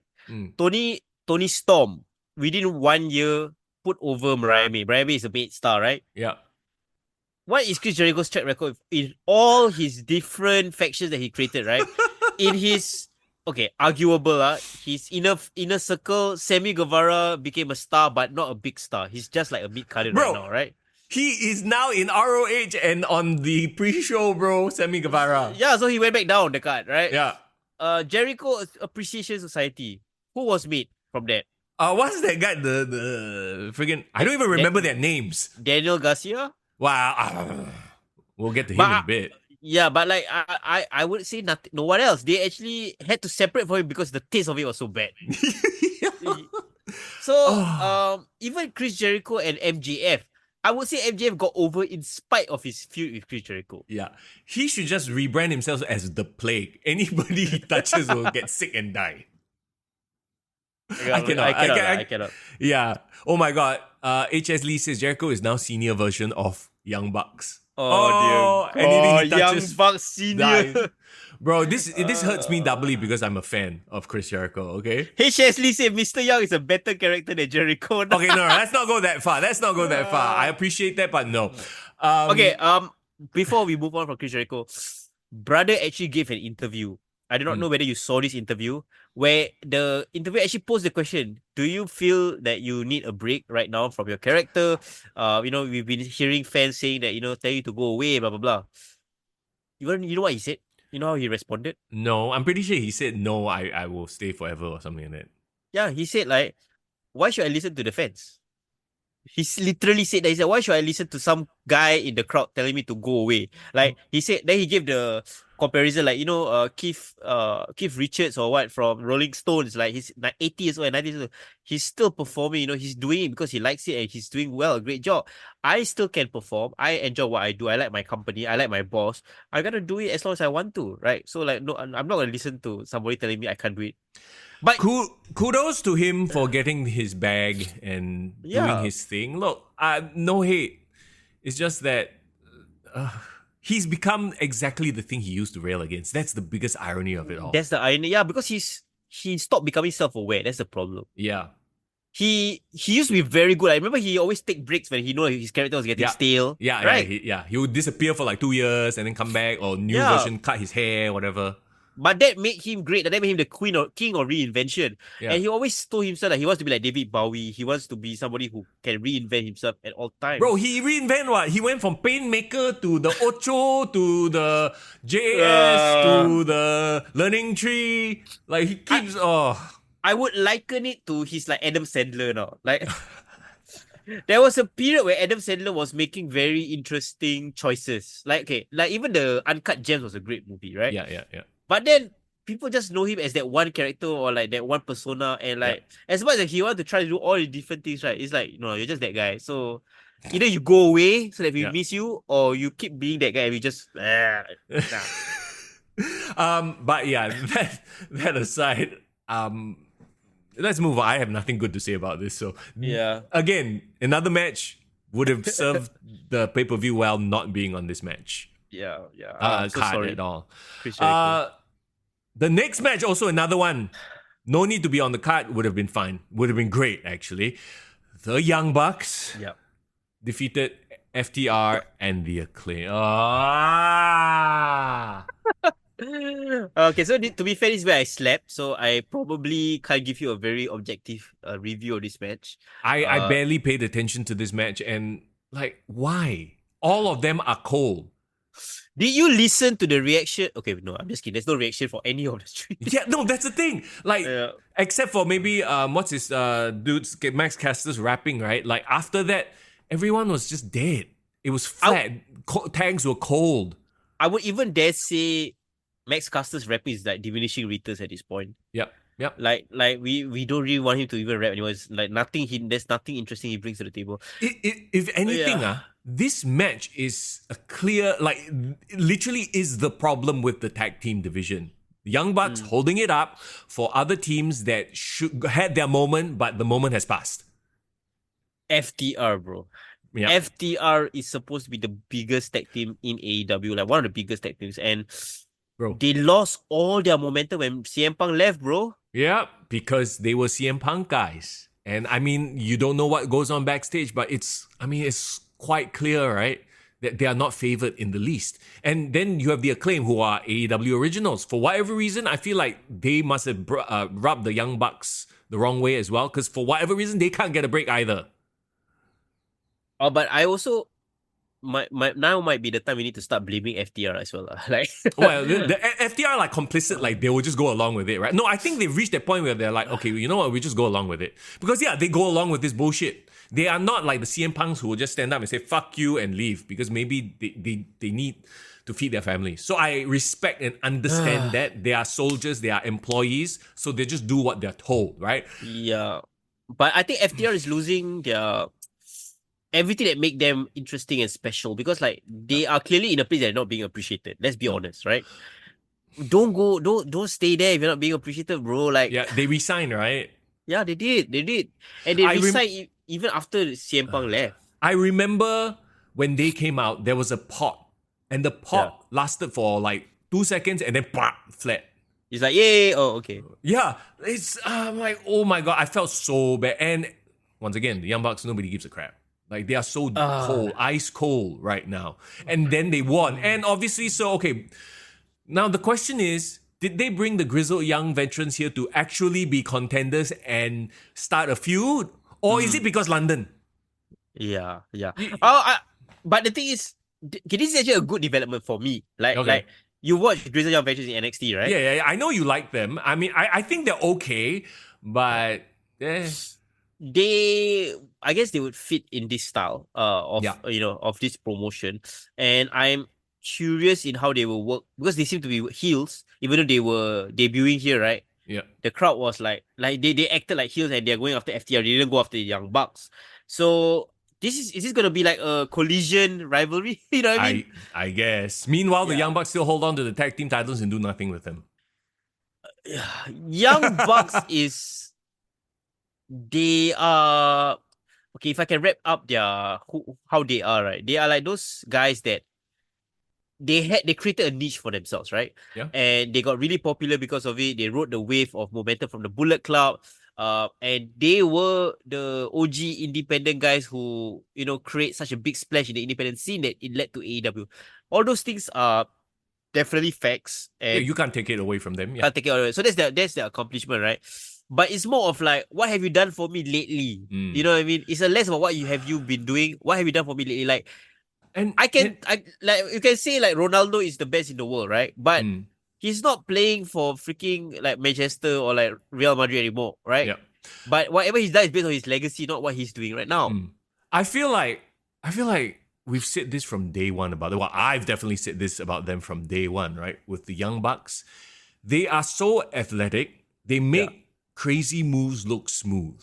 You got to give them that. They're acrobatic as hell, but they can't tell a story, or they don't want to tell stories. They're too lazy to tell a story, or whatever it is. Because we've watched that match before. They could tell a story. So it's not like, or maybe, Kenny Omega was, leading them in that match, right?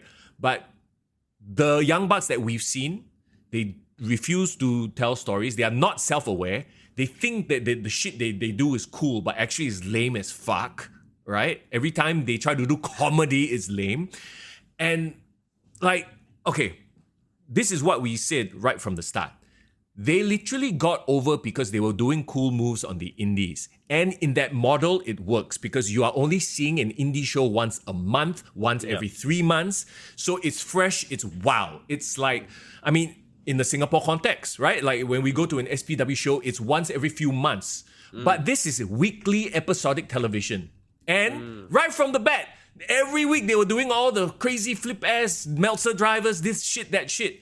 So it got old super fast. And you have 20 other people doing the same thing on your show as well. So you're not unique. That's why they are so bland. And they have no character to speak of. They never work on their character. They just do whatever, flippy shit lah, basically. Yeah. I wouldn't say they can't tell a story or it's like from a lack of trying. I just think they can't act. They can't emote.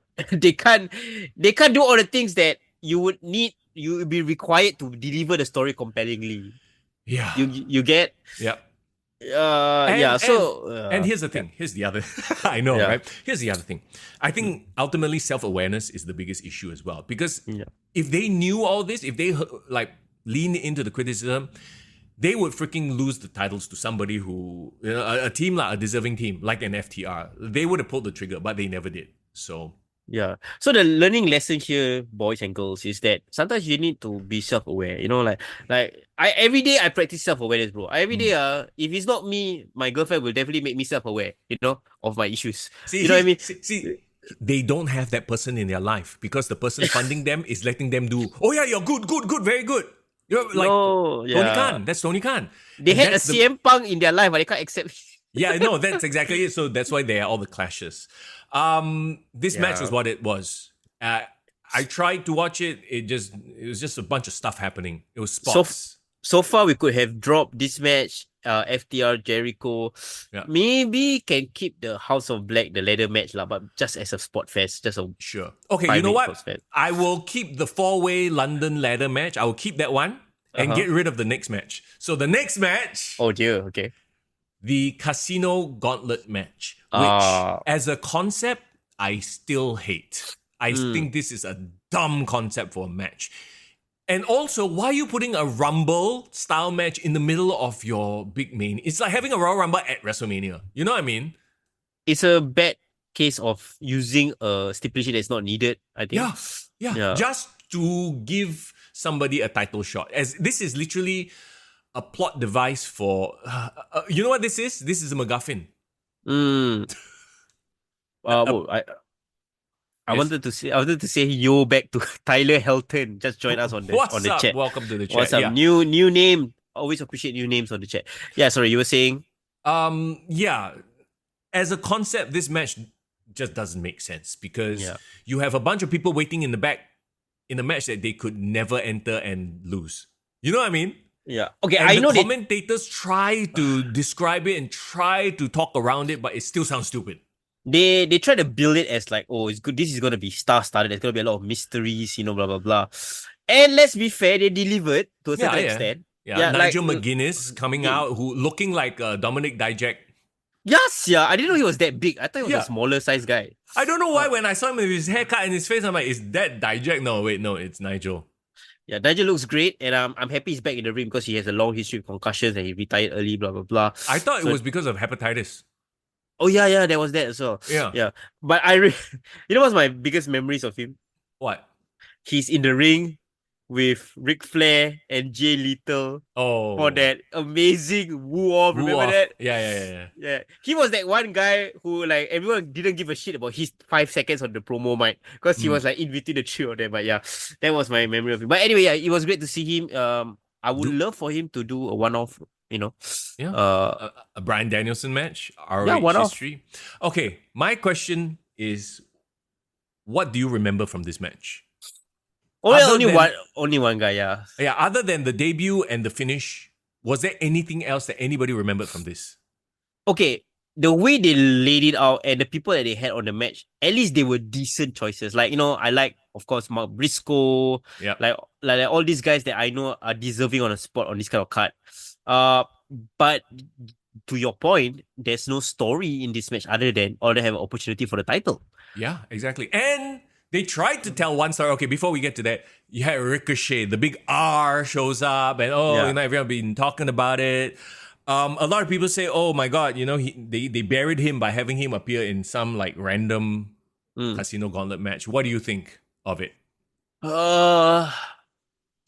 Ricochet, I think it was time for him to leave WWE, right? I felt like he kind of realized that Triple H saw him as this one guy, and this is gonna be his ceiling. The WWE Speed Champion, that's gonna be his ceiling, right? Yeah. And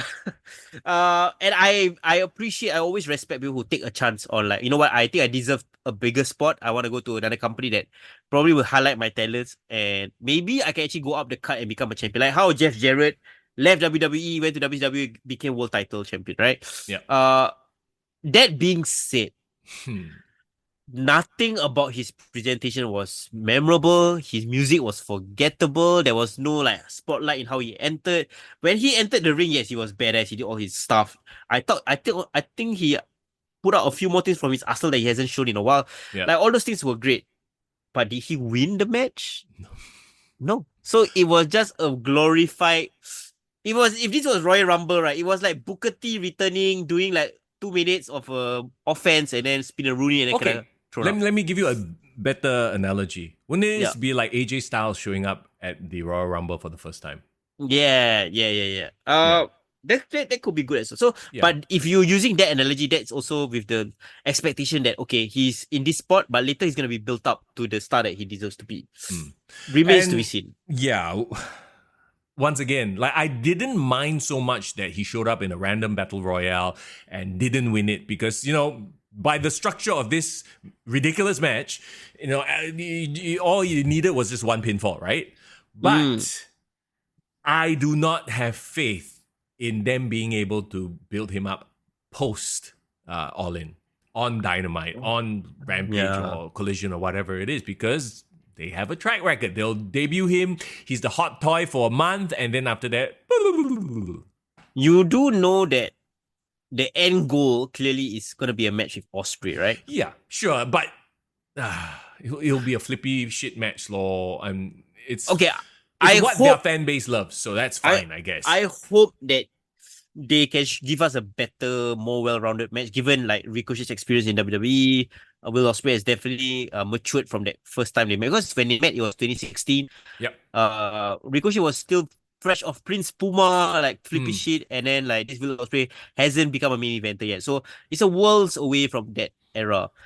Right now, though, based on purely name value alone, Will Ospreay is the bigger name.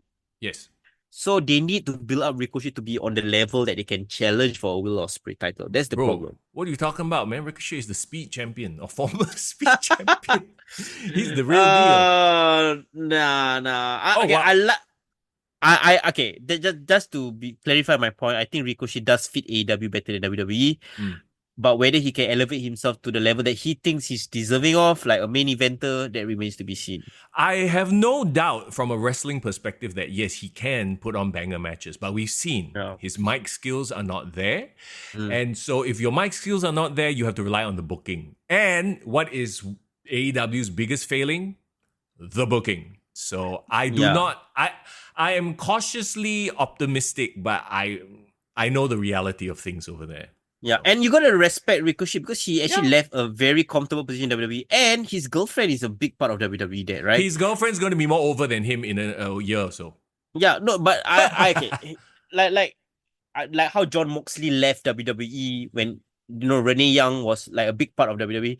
And then eventually Renee went over to AEW, right? But what I'm saying is like, here's an opportunity, here's the crack, and I respect him for betting on himself. But sure, can he do it? And I hope he proves us all wrong. Again, you are putting the onus on him. I have no doubt he can do it. He just won't be booked well. And then he's just going to fade into obscurity. He's going to be like Malachi Black, like all those guys. That's what I'm saying. Miro. Cesaro. Oh, wait, excuse me. Claudio is a champion now, okay? Don't play. But let's get to the finish of this match. And this is what really pissed me off. When they announced Luchasaurus, and then they did the whole Luchasaurus turn on Christian. I'm like, what? Why is it like it feels like a turn 10 months too late. Yeah. They've teased that before it didn't turn out. Then they tried to do a little bit of Christian Cage glory hogging with Killswitch in the ladder match as well. And they turn on it again. Yeah. To have him suddenly turn for no reason. Wow, this is the worst booking. Like, this is last minute storytelling. It's like, oh, hey, why don't we just go for this? Like, I mean, there's some history there. Let's put it together. Sure, why not? Oh, that made me like wretch. I hated how this match ended. Like, I didn't even have Christian in any of my predictions to win this. Honestly, I thought it was Hangman Page. I thought it was gonna be Hangman. Oh. And Hangman did a good job being part of this match. Could have won. Hangman makes sense because of who's in the world title scene. That picture, right? He makes sense. Christian Cage versus whoever the champion. Well, we all know who it is, lah. But they just decided we want Bryan Danielson to go up against Christian Cage next. So here's a way for Christian Cage to get there. That's exactly what they thought. Yeah, and as much as I like Christian, I think his time has passed. Like, he was very compelling and interesting as the father when it was him fighting against Adam Copeland. Bro, Adam Copeland's still there. But he broke his foot jumping off a cage trying to be cool like the kids. Look, and Christian's another guy. We all saw the potential. He's doing great work. Yeah. As a personality, he can do it. But he's been booked into oblivion. So you think Ricochet... I don't want to be that negative guy. No, Ricochet is going to be fine. It's just frustrating because we know the talent's there. Okay, AEW just needs like a refresh in how they build their stuff because we definitely do not blame the wrestlers. The wrestlers are all great, like as their potential, right? We all know their capabilities. Well, not all of them. There's Chris Jericho. Anyway, poor Chris Jericho. Okay, moving on. I think let's move on from this match. Damn match. Once again, this match. 26 minutes could have been erased. Holy shit, 26 minutes, bro. What the hell? It's a gauntlet match, that's why. Oh my god, it's really buying time. By the way, did you like Orange Cassidy's intro? The Mr. Bean thing? Oh yeah, that was cute. I don't know if it was me, but I thought the audience didn't enjoy it. they sounded quite flat for it because I think Mr. Bean is a bit cliche lah. Is it too old? Is Mr. Bean too? I think it might be, like shit. Have you reached that age? No, I think they were trying to go with an iconic thing, but you know what I mean? It would be like if a Singapore wrestler came out and it was like if they did, no, you know what I mean? It's like, okay, we get it, but it's lame at this point. I think it's a bit they're trying to cater to the crowd. The UK thing, right? To in your face lah. Low hanging fruit. It's like it's like the episode. Okay, you know what it is? I don't know if you watched The Amazing Race. There was one year they came to Singapore for the first time. Phua Chu Kang showed up on the show. Yes, it was fucking cringe. It was super cringe because it was like, as a Singaporean, I get it, but also at the same time, I'm like, the whole world is seeing this. This is lame as fuck. Yeah. If they wanted to be cool, maybe they should have gotten like a football player or like a David Beckham. You know what I mean? Yeah. Anyway. Maybe it fits the Orange Cassidy personality because he's that, he's the laissez-faire, whatever. Anyway, we're spending too much time on that. Will Ospreay versus MJF for the International Championship. Or / American Championship. American Championship. Look, I don't have much to say about this match because I enjoyed the match. I think MJF is the star of this match. As we talked about MJF being just an amazing performer, I didn't like that Daniel Garcia played a role in the finish in such a major way. As I would consider it quite a major way. Like, he literally basically helped Will Ospreay win. It takes away from Will Ospreay's victory to me. Is it because you're not a fan of Daniel Garcia? Like, could have been a better person using this role? Yes, 100%. I mean, no offense, but I don't think Daniel Garcia is at that level. I get the history because MJF pile drove him, right? Yeah. And what are we going to move on to a Daniel Garcia MJF feud next? Like, you don't want to see that. Care about that. Yeah, it's not that I don't want to see it I don't want to see Chris Jericho, but it's like I don't care. Like, I wouldn't. It's not tune-in TV, you know. Yeah, but didn't you hear that pop though? He did get a pretty big pop when he was revealed. So it's not as if like the fans are not happy with that decision though. Yeah, but do you see Daniel Garcia as that, upper echelon guy? Because I would consider MJF an upper echelon guy. And maybe it's him trying to elevate him. I don't know. Yeah, it seems exactly that's the case. Like, MJF is probably at the spot where, like, okay, I'm a young guy, but I'm still a star. And I think right now, I need to bring up as many people to my level. Like, he's being a Roman Reigns lah. And this is a very general comparison. But it's probably like Roman Reigns saying like, okay, I have this cliche or this cachet. Let's bring up a Sami Zayn who was previously not of that level, or Jimmy or Jay also. Solo, bro. He's probably a solo lah. Bro, Daniel Garcia is more like Solo because got no aura. Oh dear. No aura, bro. The kids like to use that word aura. I feel like he got no aura. Damn funny. Okay, I know we are jumping here and there, but like, as a gamer, do you appreciate the Assassin's Creed like collab, bro? I know people were excited about it. I think this might be a hot take. Might be the dissenting voice. As a gamer, actually, we just referenced something like this. It's like that Phua Chu Kang showing up. I thought it was, if you didn't know it, it was lame as fuck. If you didn't get the reference, it was lame. Okay. Because I'm always trying to look at things from, yes, I know the history, I'm a fan, but what do mainstream people think? And I feel like mainstream people, most people who don't play video games would have been like, what the fuck is this? Well, I would actually disagree because I thought that it added a lot to his entrance, even if I didn't know anything. Like, I didn't know going into that the guy narrating the thing was like a big character in Assassin's Creed. Like, I had no idea. Like, he's the main character lah. Yeah, I didn't know. But what I enjoyed about that was his narration talking about how he was, forged in this land. The fog is in his body, whatever shit lah. That was like whatever lah. But he was talking about his origin in UK. Then talk about him conquering the land of the rising sun in Japan, and then now like his destiny is calling him to the west. Like, and then like the story that they're trying to say is like, this is a guy who is trying to conquer 3 continents, and basically say that he's a warrior right now, and he's trying to fight this false patriot or something like that. So like, as a guy who loves like epic storytelling, like, that is cool. I can even look past like them interspersing all the game footage. Yeah, to me, it felt like over scripted bullshit. It felt Interesting. like they were trying to fit the narratives together of the story of Assassin's Creed together with Will Ospreay's story.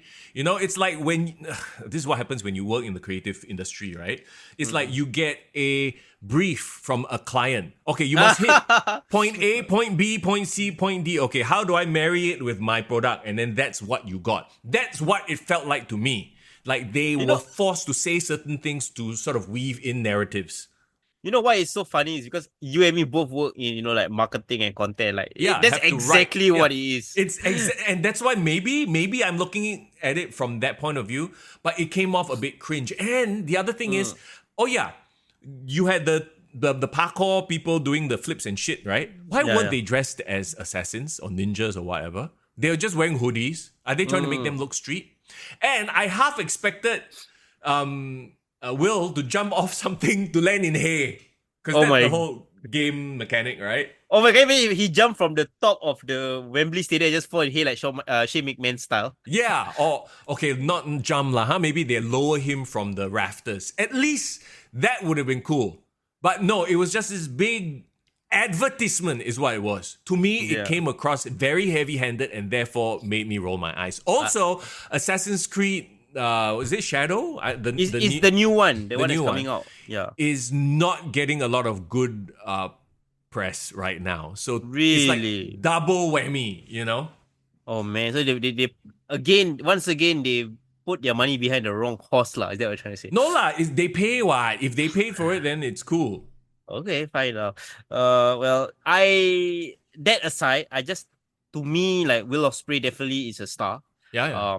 Sometimes I was doubting, like, is he really that over? But this, and as well, maybe being in London helped a lot, but he does come across like one of their major stars. So that's good that they have stars. MJF clearly is amazing in his role, right? Yeah. I do not know whether that being this American patriot, this new wrinkle to his character is something that I want to see him doing long term. No lah, he's just doing it to be the ultimate heel in UK. That's the whole point. I think he drops it after he dropped the US title, the American title, sorry. But that's the thing, right? Then they make this American title a complete new championship just for like a 1 month run and that's it. Throw it away.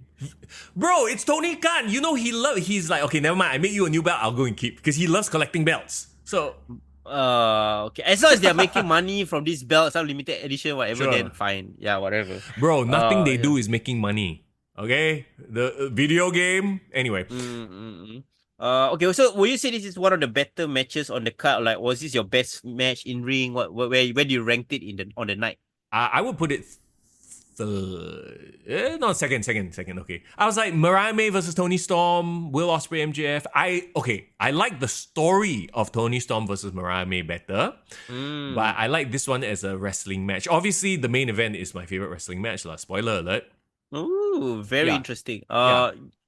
Yeah, so I would say this is my third favorite match because I actually would rate Mariah May and Toni Storm higher. Wow. Okay. Well, that's the power of a good, compelling. What's the word?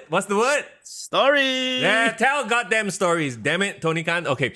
So yeah, like I said, the less I have to say about the match means I was paying attention and not making notes. So that's a good thing. Oh, and last thing, they pull off that Tiger Driver finisher, right? Yeah. I wish it was a bigger deal. Like, I feel like the build up to it was kind of maybe not really here and there. You know, like, they could have milked it for more. But the idea that he finally pulled it off, okay, yay. So this whole thing is now gone. Yeah, I like that the most over move in this match is a Tiger Driver, an actual devastating finisher. Yep. Not a kangaroo kick or like some stupid ass, I do not know, nonsense shit lah. So at least there's a, that's dumb. Just dumb. Dumb at it. Double clothesline. Here's the thing about the Tiger Driver, right? It's like, I get where they were going with it, but in a company where the wrestlers do like fucking, shit where people get dropped on their necks, it does take away from it. Like, imagine if Tony Khan was like, okay, we are going to try to make the Tiger Driver this forbidden move, so nobody can do any more pile drivers or drop people on their necks. Then, yes, I would say I would buy into this story a lot more, right? Yeah. I wish But they go back to that old school mentality where like nobody can steal each other's finisher. We can yeah, only see one super kick on this night. yep. Only one Canadian destroyer Yep. tonight. You know what it is? Once again, it goes back to the theory, and this is one of the things we talked about AEW for years since the start. Mm, Less is more. If you throw mm, everything out there, none of it matters anymore. mhm. You know, it's Exactly. a presentation thing. All right, let's move on. Okay. I wonder if it's because of the placement of this match. They just came off Will Ospreay versus MJF. But Mm. I really didn't care about Mercedes Moné versus Dr. Britt Baker. I thought I would care, but when they came out and then they started wrestling, I was like, I don't give a shit. I couldn't get into this match. I would compare this match to like Edge versus AJ Styles at WrestleMania 32. Mm. Randy Orton versus AJ Styles at WrestleMania 35. Chris Jericho and AJ Styles. Sorry, it's all a lot of AJ Styles. Chris Jericho and AJ Styles for It's 2016. what is it? The death spot? No, it's like the idea of the match is like a dream match, right? Yeah. And like AJ Styles and Shinsuke Nakamura 2018 WrestleMania Yeah. 34. Yeah. It's like you have all this high and preconceived it's gonna be a banger match. It's like the clash of these generations. Like could have never happened because this girl was from another company, and when they actually finally ended up in the ring, Mm. yeah, it was alright. Exactly. Okay. Could it also be that they don't have chemistry together?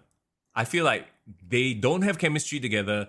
The match was a bit of a letdown. Mercedes Moné, I don't know, man. She might be the female Young Bucks. Really, It might be a wow. hot take, but like everything she does now just doesn't resonate Doesn't feel without real. Doesn't feel without the authentic. doesn't without the proper booking and the packaging that WWE gave Sasha Banks.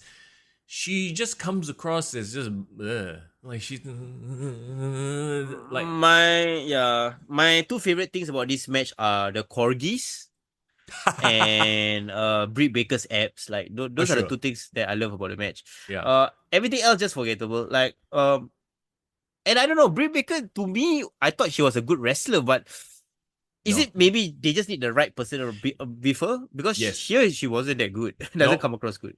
Well, she's been away from the ring for a while, but yeah, I think it is a case of she's more of a character than she is an in-ring worker.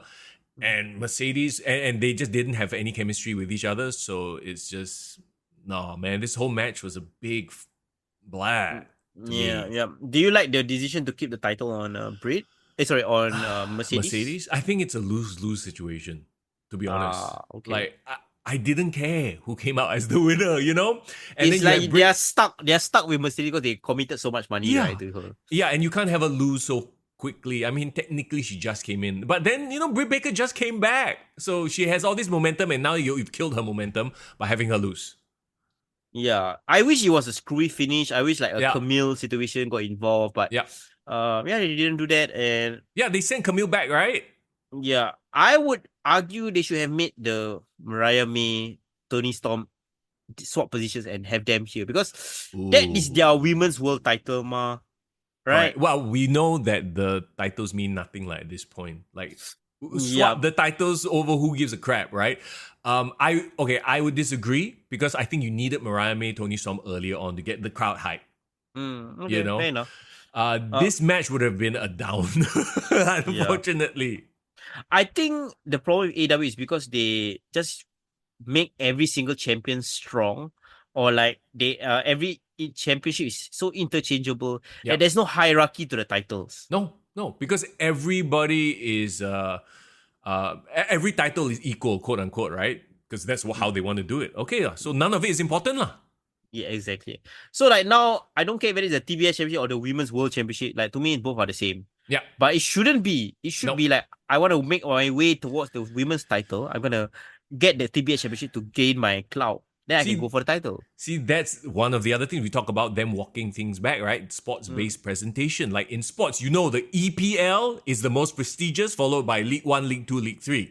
You cannot suddenly like, oh yeah, Arsenal is going for League 1 title. Like, what? Why? That makes zero sense. You gotta qualify, to be worthy of this, Yeah, EPL. So like, I don't know if that's the right analogy, but that's how it feels in AEW. If every title is equal, then none of it is worth anything. And there's so many. So that's even worse, right? Let's move on. Then, okay. We got Jack Perry, Crimea River, Real Glass. He even brought out the Real Glass. Oh, what a moment. Versus Darby Allin. Bro, I just got to stop you right here because somebody from the chat of Pinfall Wrestling Zone, what's up, bro? He asked, bro, are you Nepali, bro? Hey, man, we got the nice little tan going on, but no, we are not. We're from Singapore, my friend. Yeah, Singaporeans. It's nice to, I guess, somebody from overseas joining in on the chat. Yeah, we're talking about AEW All In. We are Singapore wrestling fans. We do a weekly podcast live stream. So, talking about All In and previewing Bash at Berlin, bro. We haven't even started previewing the Bash at Berlin. And we're almost 2 hours in. Okay, yeah. Jack Perry, Darby Allin. Are you bought into Jack Perry? They've tried. If anything, they're committed to making him like the big heel. The biggest thing that I think got the fans into him is actually his video that he made making the belt. Do you see that? Oh, yeah. Like where he like melted it down and whatever, did some weird shit to it. Who thought this fella was a blacksmith, right? Like, you thought this guy, Hollywood kid, doesn't even know how to clean his own clothes. Probably like ask a maid around. Then suddenly this guy one-time blacksmith at the background. That's his next gimmick, blacksmith Jack Perry. Bro, somebody said that bro is Iron Man making his own suit already. Then next week you see he come out with a helmet, and then next week got gauntlets and then boots and shit. Iron Man. Oh man, God. Oh my God.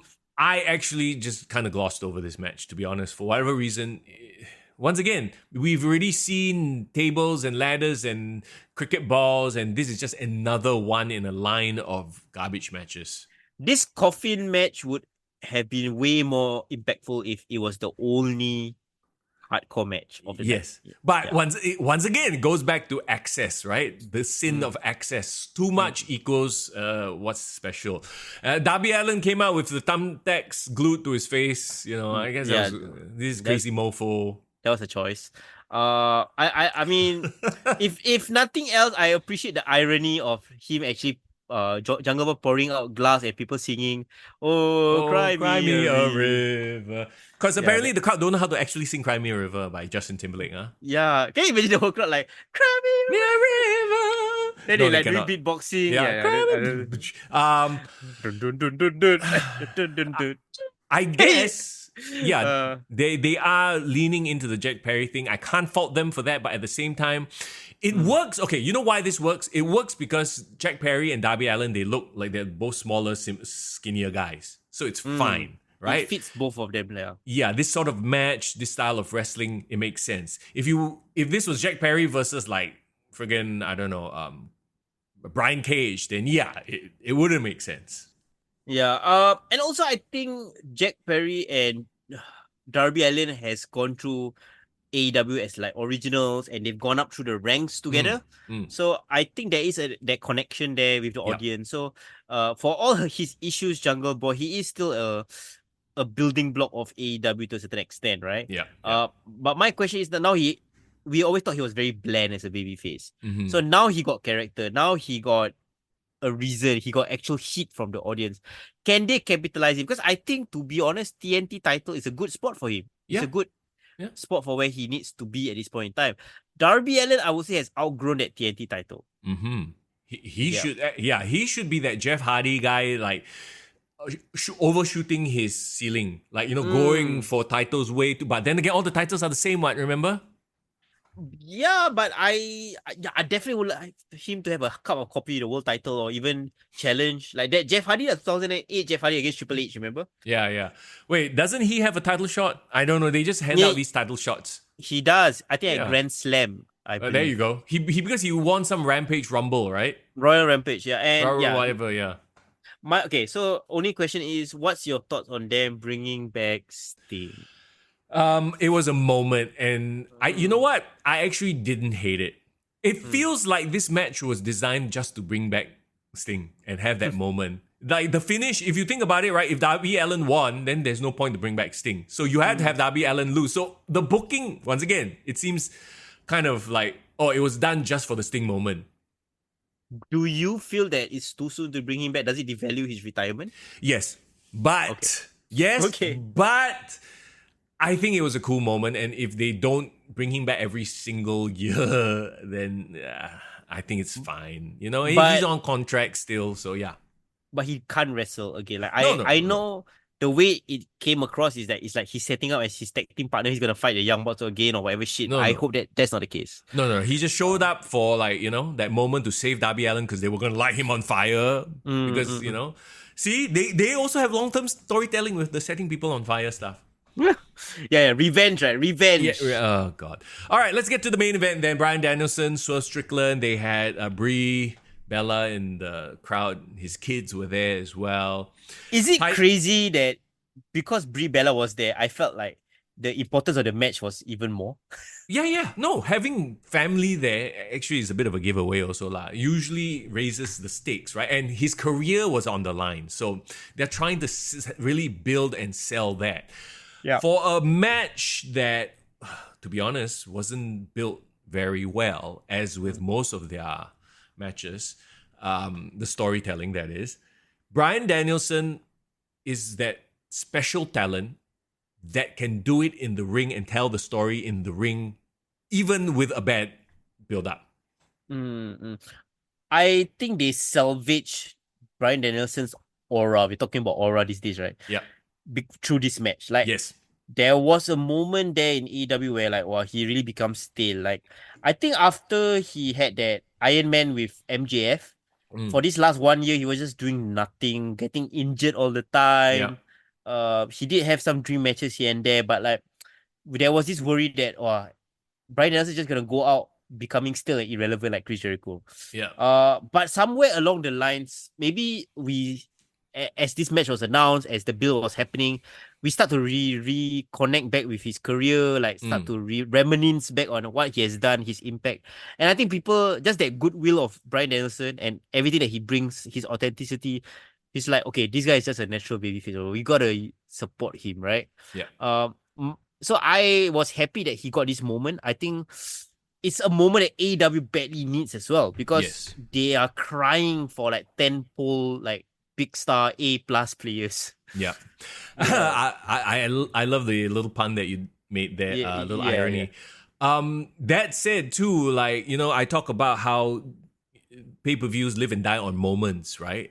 And him winning, even though it was the very obvious decision, was the right decision. Like, you have him salvaging his career, and we know that that's the other thing though. We know that he's sort of wrapping up his career here. So where do we go from here? And we don't even need to talk much about the match because the match was really good. Like, it's Swerve, it's Brian. We all know how talented Swerve is. What did you think of Hangman Page making an appearance, but not directly getting involved? Like, he just came out to, disturb a bit. It does seem like Swerve and Hangman are going to be a thing now that Swerve has lost, right? They're revisiting that story. It was a great false finish. And this gives Swerve an out, right? Like, you cost me my title. Then now I'm gonna have this blood feud, and it gives him a reason for not chasing Bryan Danielson for the rematch. It gives him a side quest. It's a Damian Priest / Finn Balor situation, lah. Yeah, essentially, exactly. Right? Yeah. I think it's okay for Swerve to land back into this feud. This is actually the feud that made him anyway, right? Baby terrorizer. Yeah, baby. But the problem is, right, like, he's getting good again as a heel. Like, in this rivalry with Bryan Danielson, right, I think they made the smart decision, like, okay, they give up on this babyface experiment with Swerve. Okay, now make him the de facto bad guy who is going to end, Bryan's career. Yep. And he wrestled like a heel in this match, which made the match good. Yes. The house call to his head. Remember the part where he kena the busaikori, then he like brushed it off, like, what the fuck, That, I'm glad that you brought that up because that pissed me off. You know me, I hate when they do these. I guess it's a modern wrestling thing where they do these. No sell. The no sell. I can't stand the no sells. Okay, maybe it's not modern wrestling because Hogan did it. Ultimate Warrior did it. I just don't like it. Like, why do you devalue moves like that? And it's some more it's his finisher, the Busaiko knee. It was a choice. It was definitely a choice. Remember how Kenny Omega kicked out at 1? Yeah. I hate that. I hate the no sells of big moves. It took me a while to kind of reconcile with that. But I think the point that they're trying to make is like, I like Swerve when he's like this crazy, psychotic, menacing guy, loves violence, doesn't want you to succeed. He's a natural bad guy. And I think he was miscasted as this like loving baby face, you know? Yeah, like people got over because of that. Yes, Okay, fine, but you know why he became a babyface, right? Because Hangman Page was so unlikable. oh dear God, yeah, maybe that's the case. Yeah, but are you happy that he's dropping the belt down though? Like, is the experiment over with him as a champion? I hope that he gets a second chance at the title or at some sort of main event status because I think he deserves it. But knowing AEW's track record, this is where he slides down the card. I mean, you know, tell me when I'm telling lies, but I am pretty sure that the Swerve experiment is over for Tony Khan. This is no fault of Swerve's. This is all a booking issue, right?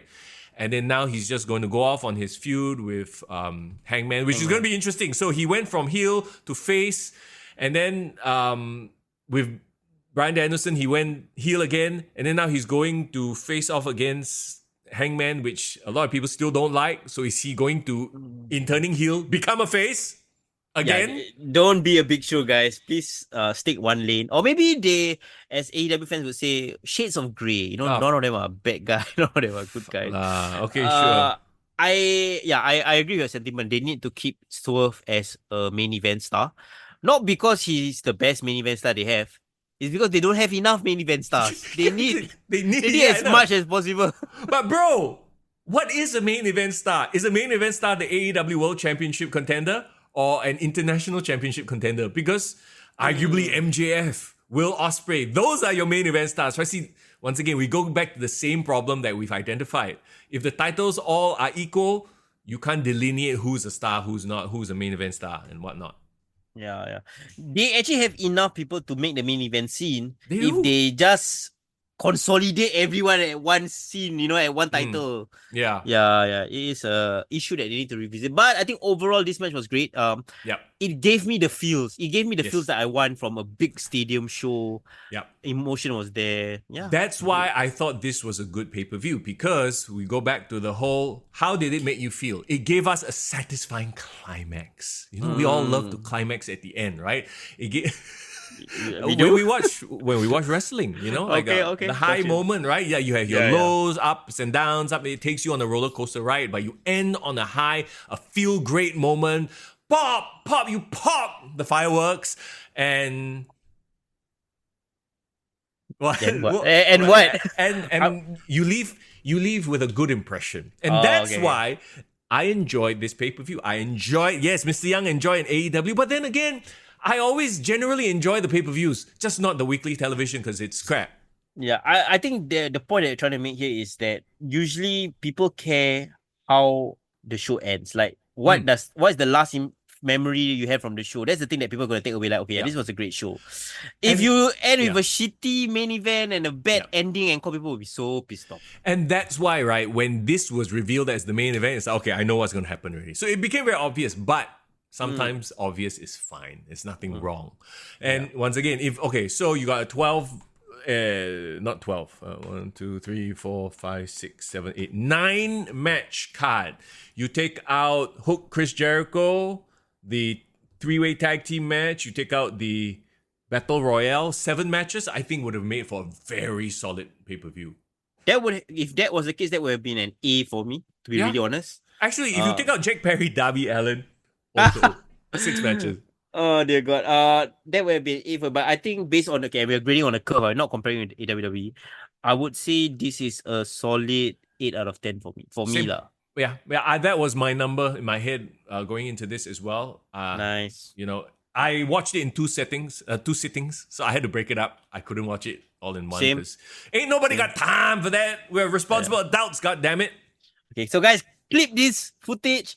Mr. Young and Foreign said that AEW put on a good PLE / pay-per-view. We have never not given them credit. It's just the diehards with the blinders who only hear, oh, they say AEW bad lah. Look, for people who cry tribalism so much, I feel like AEW fans are the most tribalistic. There, I said it. Okay, you can clip that. Okay, anyway, so cry me a river. So if you guys enjoy or are curious now to check out AEW All In, it's still available here in Singapore. It's on Thriller TV. Or if you all need some internet links, you just don't. I don't know what you're talking about. Just go join us on the Discord. There's a lot of links there. I don't know what you're talking about, bro. Okay. So that was okay. Yeah. What is mad, and I brought this up earlier, but 2 weeks later, after All In, it's All Out. And once again, the criticism, like, you could literally have created 2 pay-per-views out of this 1 pay-per-view card. Yeah. Nah, not a fan of All Out because I didn't watch the All Out last year as well when they did a second go around. Too soon. And exactly. My mind is on WWE Bash at Berlin, which is happening this weekend, bro. Let's jump to that real quick. By the way, if you guys want to do come hang out and watch Bash in Berlin with me, I will be streaming on my Twitch channel from 1 a.m. to 4 a.m.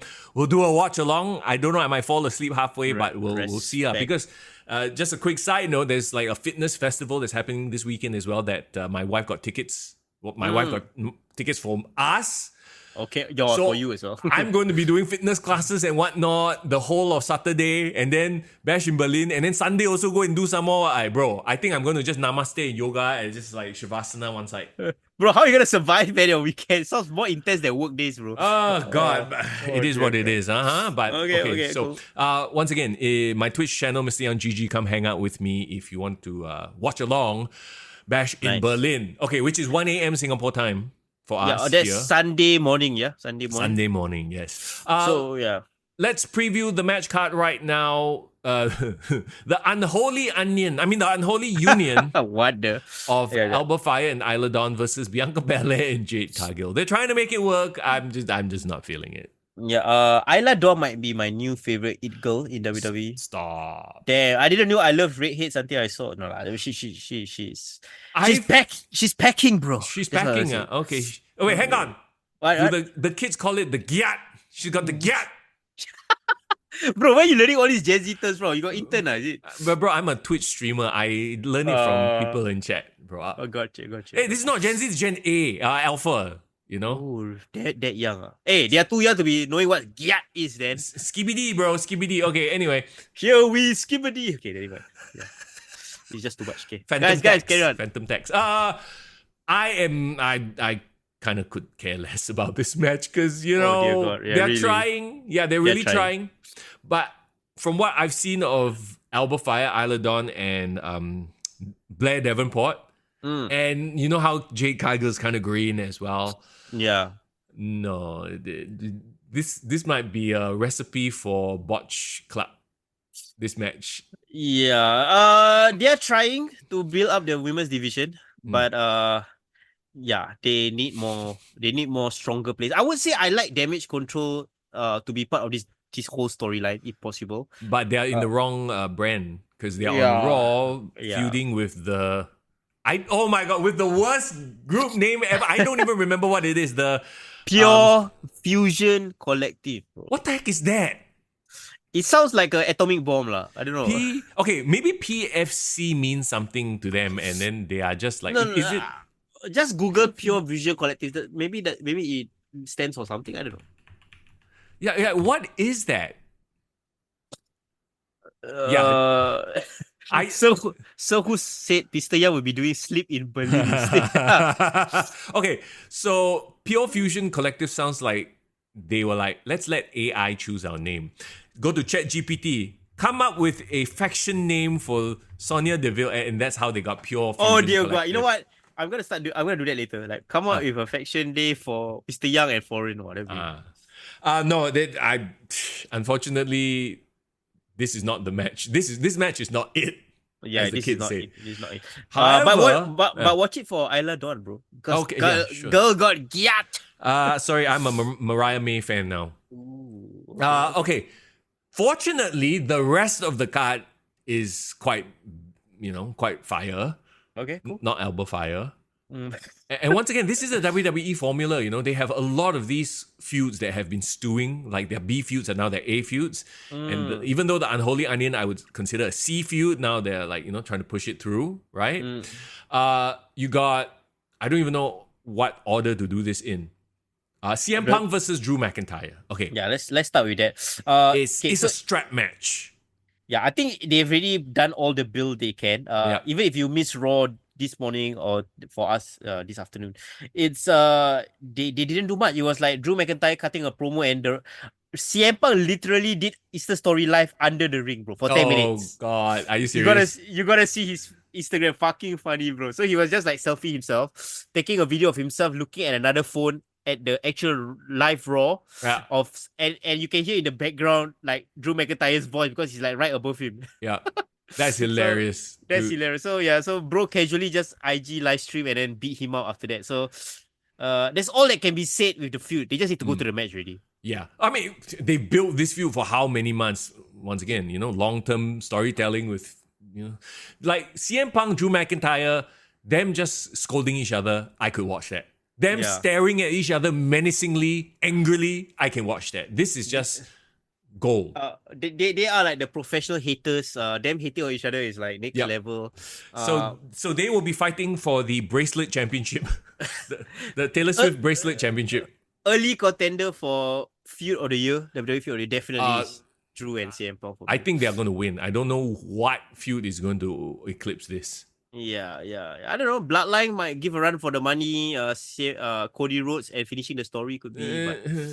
But this feud, bro, this is like generational hate, bro. Yeah, it really is. This feud will feed families too. Like, you got Seth in the mix. You got other people who could be inserted. But I'm looking forward to it. I wonder, okay, it has to be a strap match. It has to be a gimmick match because CM Punk can't go one-on-one with Drew in a pure wrestling match. Yeah, and this strap match is the one where you have to touch all the corners of the ring, right? I don't know. Or are they just tied together? It's like a bull rope, so it's gonna be like you have to go to the corners, yeah. So that has been confirmed, huh? Yeah. It's not a dog collar style where they just whip each other. Okay. Yeah. No, but they will still whip each other, lah. So this will be a brutal match. For sure. So, you don't expect your catch as catch can wrestling here, just them slapping the shit out of each other. Yeah. Okay, cool. Their feud has hit that boiling point. So the question here, though, is does CM Punk get one over on Drew? Because Drew already got one over on CM Punk, but due to Seth Rollins. So CM Punk gets one back, and then they have their blow-off at Bad Blood or somewhere else? Yeah, I'm still gonna push for the Hell in a Cell to happen at Bad Blood. Yeah. So I think CM Punk definitely needs to get a win here. Yep. And they can go for that final tiebreaker. Yeah, I think so too. I agree. Though I don't know if I want to see him in Hell in a Cell because his body, I mean, I don't think he can hold up. We underestimate CM Punk, bro. I mean, maybe. the guy maybe in a good environment can take care of his body better. Maybe. Scully, it was all a cell. This whole time, he's like, he purposely move a bit slower. He purposely make it out to look like, he can't do. But then come Hell in a Cell, he's freaking jumping off the top of the cell or some shit like that. Yeah. I'm just going to act old to sell my character. Yeah. Okay, let's talk about the Terror Twins versus the Judgment Day. All right, this another feud. Once a B feud, now an A feud, firing on all cylinders. Arguably, this might be more hot. Okay, it won't be more hot than Gunther, Randy Orton lah, because of the hometown factor. But, dude, how crazy over is Dominic Mysterio right now? Talk about A stories, bro. His betrayal and him being this guy who for some reason all these women are in love with is like A feud, bro, for Raw. It's top storyline on Raw, bro. Telenovela vibes, man. I love it. Okay. What else needs to be said? Like, I'm hyped for this just to see Priest and Ripley beat the piss out of Dom and Morgan. Like, it's as simple as that. Bro, Dom has hit the jackpot. If people are willing to pay good money just to see you get beaten up and you don't even have to do anything, you just stand in the ring, people boo you, bro. You've made easiest payday, bro. Yeah. That's exactly what pro wrestling is. Yeah. You settle it. Finally, the payoff. People pay money to see you get beat up. That's pro wrestling. Yeah, and you are paying money to see Liv Morgan get her hands. No, Rhea Ripley get her hands on Liv Morgan. Yeah. You're seeing this for Damian Priest getting to choke slam or somehow having the shit out of Dominic Mysterio. Okay, Finn Balor. How does he play a role in this? Well, I am assuming the whole Judgment Day, the whole gang will be there. I think Damian Priest is gonna lose. I think Damian Priest is gonna get the pin because of Finn Balor, and then they can go into bad blood. Hang on, Damian Priest is gonna get the pin? No, Damian Priest is gonna lose. Pinned, right? Be pinned. Sorry, yeah. She's gonna get pinned. Yeah, Right. Because I feel that they still need to establish this Dom and Liv duo as like a menacing. But top so healer. far in the build-up, it's been Judgment Day beating up the Terror Twins, though. So is it too much one-sided? They got their revenge on this Raw. So that's the clip that I saw. I think there was a LWO versus Judgment Day match, and then the Terror Twins came in and beat them up. So I think are owed the comeback victory or some sort of schmoz that gets them to escape with the win. Not beat them up lah. They had to escape with the win because of Finn Balor perhaps, or somebody saving the day. Yeah. And then Liv and Rhea can have that one-on-one blood feud match at Bad Blood. There you go. And Judgment Day, Damian Priest can have that blood feud match with Finn Balor. Yep. And the Dominic can move on to something else at some point. Or Dominic can be on a shark cage on top of the ring. Custody of Dominic, bro. I don't think Rhea Ripley wants Dom anymore. So this is one of my most hyped matches for this PLE. Cody Rhodes versus Kevin Owens for the WWE Undisputed Championship. Okay, this is most definitely a side quest for Cody Rhodes. Do you, at any point, with any percentage chance, think that Kevin Owens could win? And why? No chance in hell. Okay, so the better question is, does Kevin turn here? So that's the appeal of this match, right? Because they have teased it on last week's SmackDown. And I feel like maybe he will not turn during this PLE. Yeah. But maybe him losing can kickstart the descent into madness. That's what I'm thinking. But we've talked about it before, right? Like WWE right now has a bit of a heel problem. They don't have enough heels. That's why. So I feel like KO needs to balance it up, be part of the heel side. My question is, right now, as of today, there is no match for the Bloodline. There's no match for Solo, right? Oh man, you know what that means, right? We don't get to see Tonga Loa, our heel. I acknowledge Tonga Loa. Tonga Loa is my tribal chief. Everybody is like, OTC now. Forget about Roman, forget about Solo. Tonga Loa is my tribal chief, bro. Everybody in chat, put one finger up for Tonga Loa. I need a belt to hold wrongly. This is how I chop. Karate, bro. Bro, every time Tonga Loa highlights come out on my TikTok, I will stop and watch, even though I've watched those highlights like 10,000 times already. The chop, the low blow, the carry into the corner. Are we just being too mean on him? To be honest, it's only like 3 or 4 of the same clips. But he has just taken a life of his own, bro. No, bro, it's not that. There's like 5 or 6. There's another one, I don't know if you've seen. Was it Ibushi tried to do a poison rana on him? Oh, yeah. And then he slips off, right? I don't know whose fault it was. I think it was Ibushi's fault. He slips off. But then like Tonga Loa still like 1 second delay. Oh shit, he fell backwards. Now bro, I bet you fans are going through every single Tonga Loa match just to catch a botch so they can clip it out and make these botch highlights. They're just gonna find some random match from Japan, like some pay-per-view in like, bro, how much you want to bet? New Japan, like they have the subscription service. They seeing a spike in Tonga Loa search. How much you want to bet that's happening right now? Bro. I still cannot get over his fail 619.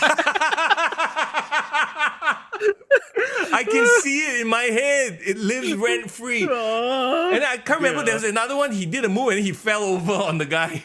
I don't know, bro. I just feel so bad. Tobaki said, bro, spent years in New Japan, still wrestles like that. I don't know why. Okay. So do we not see any bloodline storylines or? No, Straight it's up. okay. It's okay. It's okay because, like I said, WWE have it structured so that you don't need every single storyline to be resolved or Yeah. to have a presence, and Yeah, it's still exciting. They've found themselves in a really good spot. it makes sense because like Roman is taking his break, right? He kind of beaten out that Destroyed. day. Yeah. Yeah, so he can take 1 month PLE off. They Yeah. can literally come back for Bad Blood, which is gonna be the big thing because all the shit is gonna happen there. Exactly. They are in such a good spot. They've paced out their rivalry so well. That no bloodline this pay-per-view, that's fine. You got Terror Twins, you got Gunther, Randy, you got CM Punk, Drew. Yeah. So I'm fine with that. It's just more of like I wonder whether Solo will make an appearance or something to like kind of forward the storyline, lah. Bro. That's what I'm... Just, you know what, Solo, you just send your number one henchman after Cody Rhodes. Just send Tonga Loa, bro. And he will come out from under the ring 1 second too late. Oh, dear God. I need, you don't understand. I need my Tonga Loa. Okay. And this BLE, okay? Bring Tonga Loa. I won't be surprised. SmackDown ratings, quarterly ratings spike just when Tonga Loa appears on the screen. Not because of the bloodline, not because of Solo or like freaking Roman Reigns or Jacob Fatu. No, it's because of Tonga Loa. Yeah, they need to announce Tonga Loa appears in 30 minutes. And got countdown clock. No. You know when the SmackDown start and then all the bloodline walk in, right? Yeah. So it's not the bloodline. Right? Tonga Loa coming out of the toilet. Then everyone's like, oh! Just zipping up his pants, just coming out of the toilet. Everyone's like giving it a pop. Yeah, that's gonna happen. And then he zip up his pants like singing it sideways so he cannot do things properly. He just... he Alexa, please. Okay, this podcast is going off the rails. Okay, let's get back on track, guys. I want to see Tonga Loa I would love to see a whole series of him just doing normal things but fucking it up. You like want to crack the egg, the eggshell going to the eggshell going to the cooking pan. Okay, anyway. Actually, bro, we just booked Tonga Loa. Like he could be the next R-Truth. Oh dear God. Sader is like Tonga mania. Sean Riggs, good to see you, bro. I'm dying. I cannot. Oh my God. Yeah, Tonga Loa is my hero. We gave you a shout out like way at the start of the podcast, but now it's all about Tonga Loa. My cheeks hurt because I'm laughing too hard from Tonga Loa. Okay. Let's finish out our review. What are those hands? Tobakin put a bunch of emoji hands. I don't know what that means. Anyway, we can't. This is. Because Tonga. Chop. Doing the chop. It's like the PS5, like all the moves. Yeah. 1, 2 plus, triangle, circle. Yeah. Thanks guys. Thanks for making it. Okay. Tonga Loa is not a finger up. It's like this, bro. Tonga Loa hand sign is like this. It's not this, bro. It's not this. Bro, it's not like Chebo, bro. It's not like... Cradle the. Anyway. Okay. Anyway, yeah. Cody Rhodes, Kevin Owens. Cody Rhodes is gonna win. Actually, one of my least anticipated matches because it's just a match. Yeah, I mean, I feel bad for Cody, but I guess Cody needs to kind of like, he needs to have his B feuds, get out of the way, but he needs to pad out. Remember we talked about padding out his title reign, so this is one of them. Yeah. Okay. Gunther versus Randy Orton. This is the main event. Gunther, of course, the World Heavyweight Champion. Yeah. Okay, my question is, have they done a good job of making it seem like Randy can win that 15th championship? So I say that again, I was thinking about Tonga Loa. Oh dear God, we can't. Yeah. Poor Randy and Gunther. No one cares about the main event. So who says Haku see him also boleh tahan? Aku give out that child, bro. I only acknowledge Tama Tonga as my only child. Isn't there a Hikaloa also coming soon? Another child. Yeah, another child. Anyway, okay, I see this on Wikipedia, so I don't know if this is like the stipulation. If Orton wins, he'll be transferred to Raw, and Gunther will be transferred to SmackDown. Ooh, interesting. But we know Randy's not going to win, right? Like, it makes no sense for Gunther to finally get his moment and then lose it to Randy. But hear me out. If Gunther gets transferred to SmackDown, you know what that means, right? Gunther versus Cody? Gunther versus Cody could be a match. But then Gunther versus Cody becomes a B feud for Cody. I don't see Gunther taking the title off Cody, though. You know, I think it would destroy or devalue Gunther's aura a bit if he loses. yeah. But this is coming from a huge Randy Orton fan. I'm a lifelong Randy Orton fan, and I think he does deserve a 15 world title run. But I don't know where it's at on the expense of Gunther. That's gonna be the main question. I think more than anything, Randy versus Cody is the match everyone is anticipating, right? That you have the history of them being friends, mentor, mentee, and then Randy being like, "I have your back." You know, if people come for your title, but then he's like, you can't trust a snake, right? So I get it. There's a much better story there, I feel. But then, okay, Gunther at home, he gets the big pop. You send the crowd home happy. Who's next for Gunther then? Okay, so my thing is, right, okay, if Gunther was going to win this match, and I'm going to be cheering damn hard for Randy, so I'm going to be hoping he wins, but realistically, I think he's not going to win. I hope somebody comes out after the show to like straight away like kind of challenge. So like he's going to be the next big monster feud, right? I have one guy, and I don't think it's realistic. I don't think it's possible, but I really want to see him be the next challenger. Do you want to have a guesses? Any guesses? I know who it is. Go for He's the same guy in my mind right now. Let's go. Okay, 1, 2, 3. 1, 2, 3. Tonga Loa! Fuck off. Okay, I don't know who he's. Fuck off, bro. Tonga Loa becomes main event Tonga. Versus Gunther. No. Then they have a chop off, bro. Gunther slap him one time, then he like... Bro, fuck off lah. Fuck. F you, bro. F you, bro. Okay. No, seriously. Are you talking about Bronson Reed? No. Okay, so Bronson Reed, you gotta check out Raw because Bronson Reed had a crazy spot. Yeah. Tsunami Braun on a car, right? I saw that. Yeah. So I think they're gonna have their own feud. If they're gonna bring one guy back that hasn't been on TV for a while to be the main guy, it should be Brock Lesnar, bro. Oh my god. Okay, so this has been like the dream match for the longest time, Gunther Brock, right? Yeah. Wow. But is he quote unquote cleared or not? Like PR wise, not legally. He's fine legally. There was no actual direct reference and legal case against him. But is he in a PR sense okay to go? That's always going to be the big question. Can you imagine the crowd pop in Germany if Brock Lesnar appears to have a stare down with Gunther to finish off the show? Yeah, dude, you selling me on this shit, man. Oh, bro. Dude, bro, and imagine Bad Blood can be their first match, but then it ends in a schmoz or something happen, and then they can have Survivor Series as the real big match. You know what I mean? I like it. Yeah, but there's a big but. Very realistic or whether it can happen. That's the Because outside of Brock, right? Who else? Seth, like, isn't he healing? Yeah, because Damien is stuck with Finn. Yeah. Sami Zayn. No, he's doing a tag thing with Jay. No. I mean, you could put, but then we would all know that is obviously a side quest because Sami Zayn's not winning the World Heavyweight Championship. Yeah. Okay, in terms of the main eventers that can elevate back into the scene, Jey Uso, Sami Zayn. I would even say, actually not really. Just not really much. Because the other main eventers are all involved in their own feuds. Because that's the problem, right? CM Punk, Drew McIntyre, Seth Rollins is away. The Terror Twins are dealing with the Judgment Day. So yeah, who they is need next? They need one guy to come back, and Brock Lesnar, Brock Lesnar is the guy that it would be the biggest news story out of Berlin. For sure. I think so. I agree with you. And they literally wouldn't even need to do anything. They just stand there, stare at each other, and then end show. Ooh.